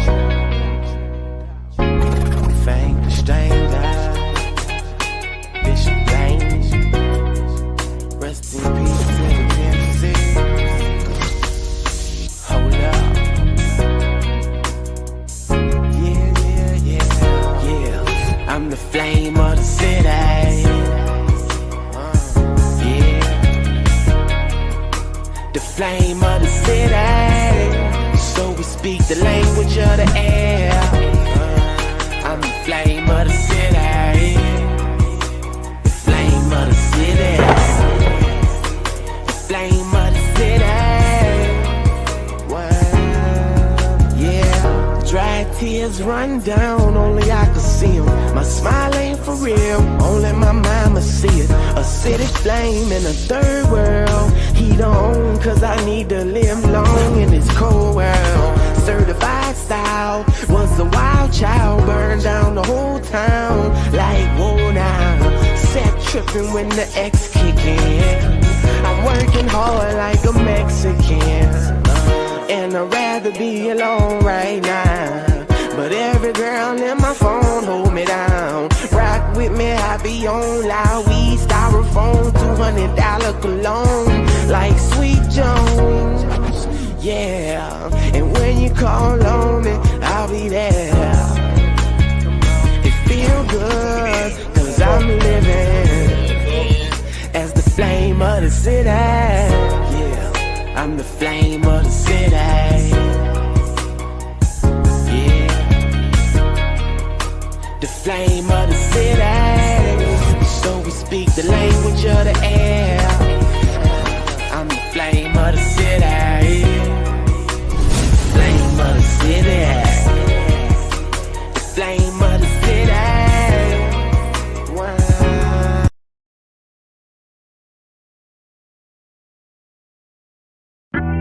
Could I be the one you love? One beat maker, the hit maker, the hit maker. You know what I'm saying? Ain't nothing but good vibes only around here, man. Mellow. You only get one life to live. Huh? Yeah. And that's ill, the good Lord's willing. Yeah. Huh? Good vibes only. Good vibes only. Good vibes only. Good vibes only. Don't come around me unless you got them good vibes. Somebody bought North Birmingham for $3 million. My middle son graduating, what a feeling. Yes. They be spinning, I be chilling, I be winning, Lord willing. I reached the ceiling of $1 trillion. Yeah. From a young ghetto teen to a D-boy dream. Collierville, Las Vegas was the ghetto scene. It weighed us all up. Yes. Job, prison, grave. The difference with freedom or the life of a slave. Ask that nigga smart. You only get one life to live. Huh? And that's ill, the good Lord's willing. They be spinning, I be chilling, I be winning, Lord willing. They be spinning, I be chilling, I be winning, Lord willing. Good vibes only. Good vibes only. Don't come around me unless you got them good vibes. Way back in the money trenches, nigga, where we raised that. 9 times out of 10, we was trapping at them dope lads. Straight applying pressure on any fuck nigga wanna hit, always on it down, dirty money wrapped up all stacks. Been getting it in, we ran it up on them hot corners. Good vibes only. Fall back, bitch, you don't really want it. Dunkin' Dodging 12 on the east, we getting paid on the east. You a lame to the streets, we getting money on the east. You only get one life to live. And that's ill, the good Lord's willing. They be spinning, I be chilling, I be winning, Lord willing. They be spinning, I be chilling, I be winning, Lord willing. Good vibes only. Good vibes only. Don't come around me unless you got them good vibes. I wake up a grateful nigga, you wake up a hateful nigga, wake up a glad nigga, you wake up a mad nigga, wake up with love nigga, you wake up with thug nigga, always hating, slanging mud nigga. This, that, green nigga, music down deep in your soul. No negative energy out of control. Trade 9 ENT to the day I DIE. Trade 9 ENT, I love the first family. You only get one life to live. And that's ill, the good Lord's willing. They be spinning, I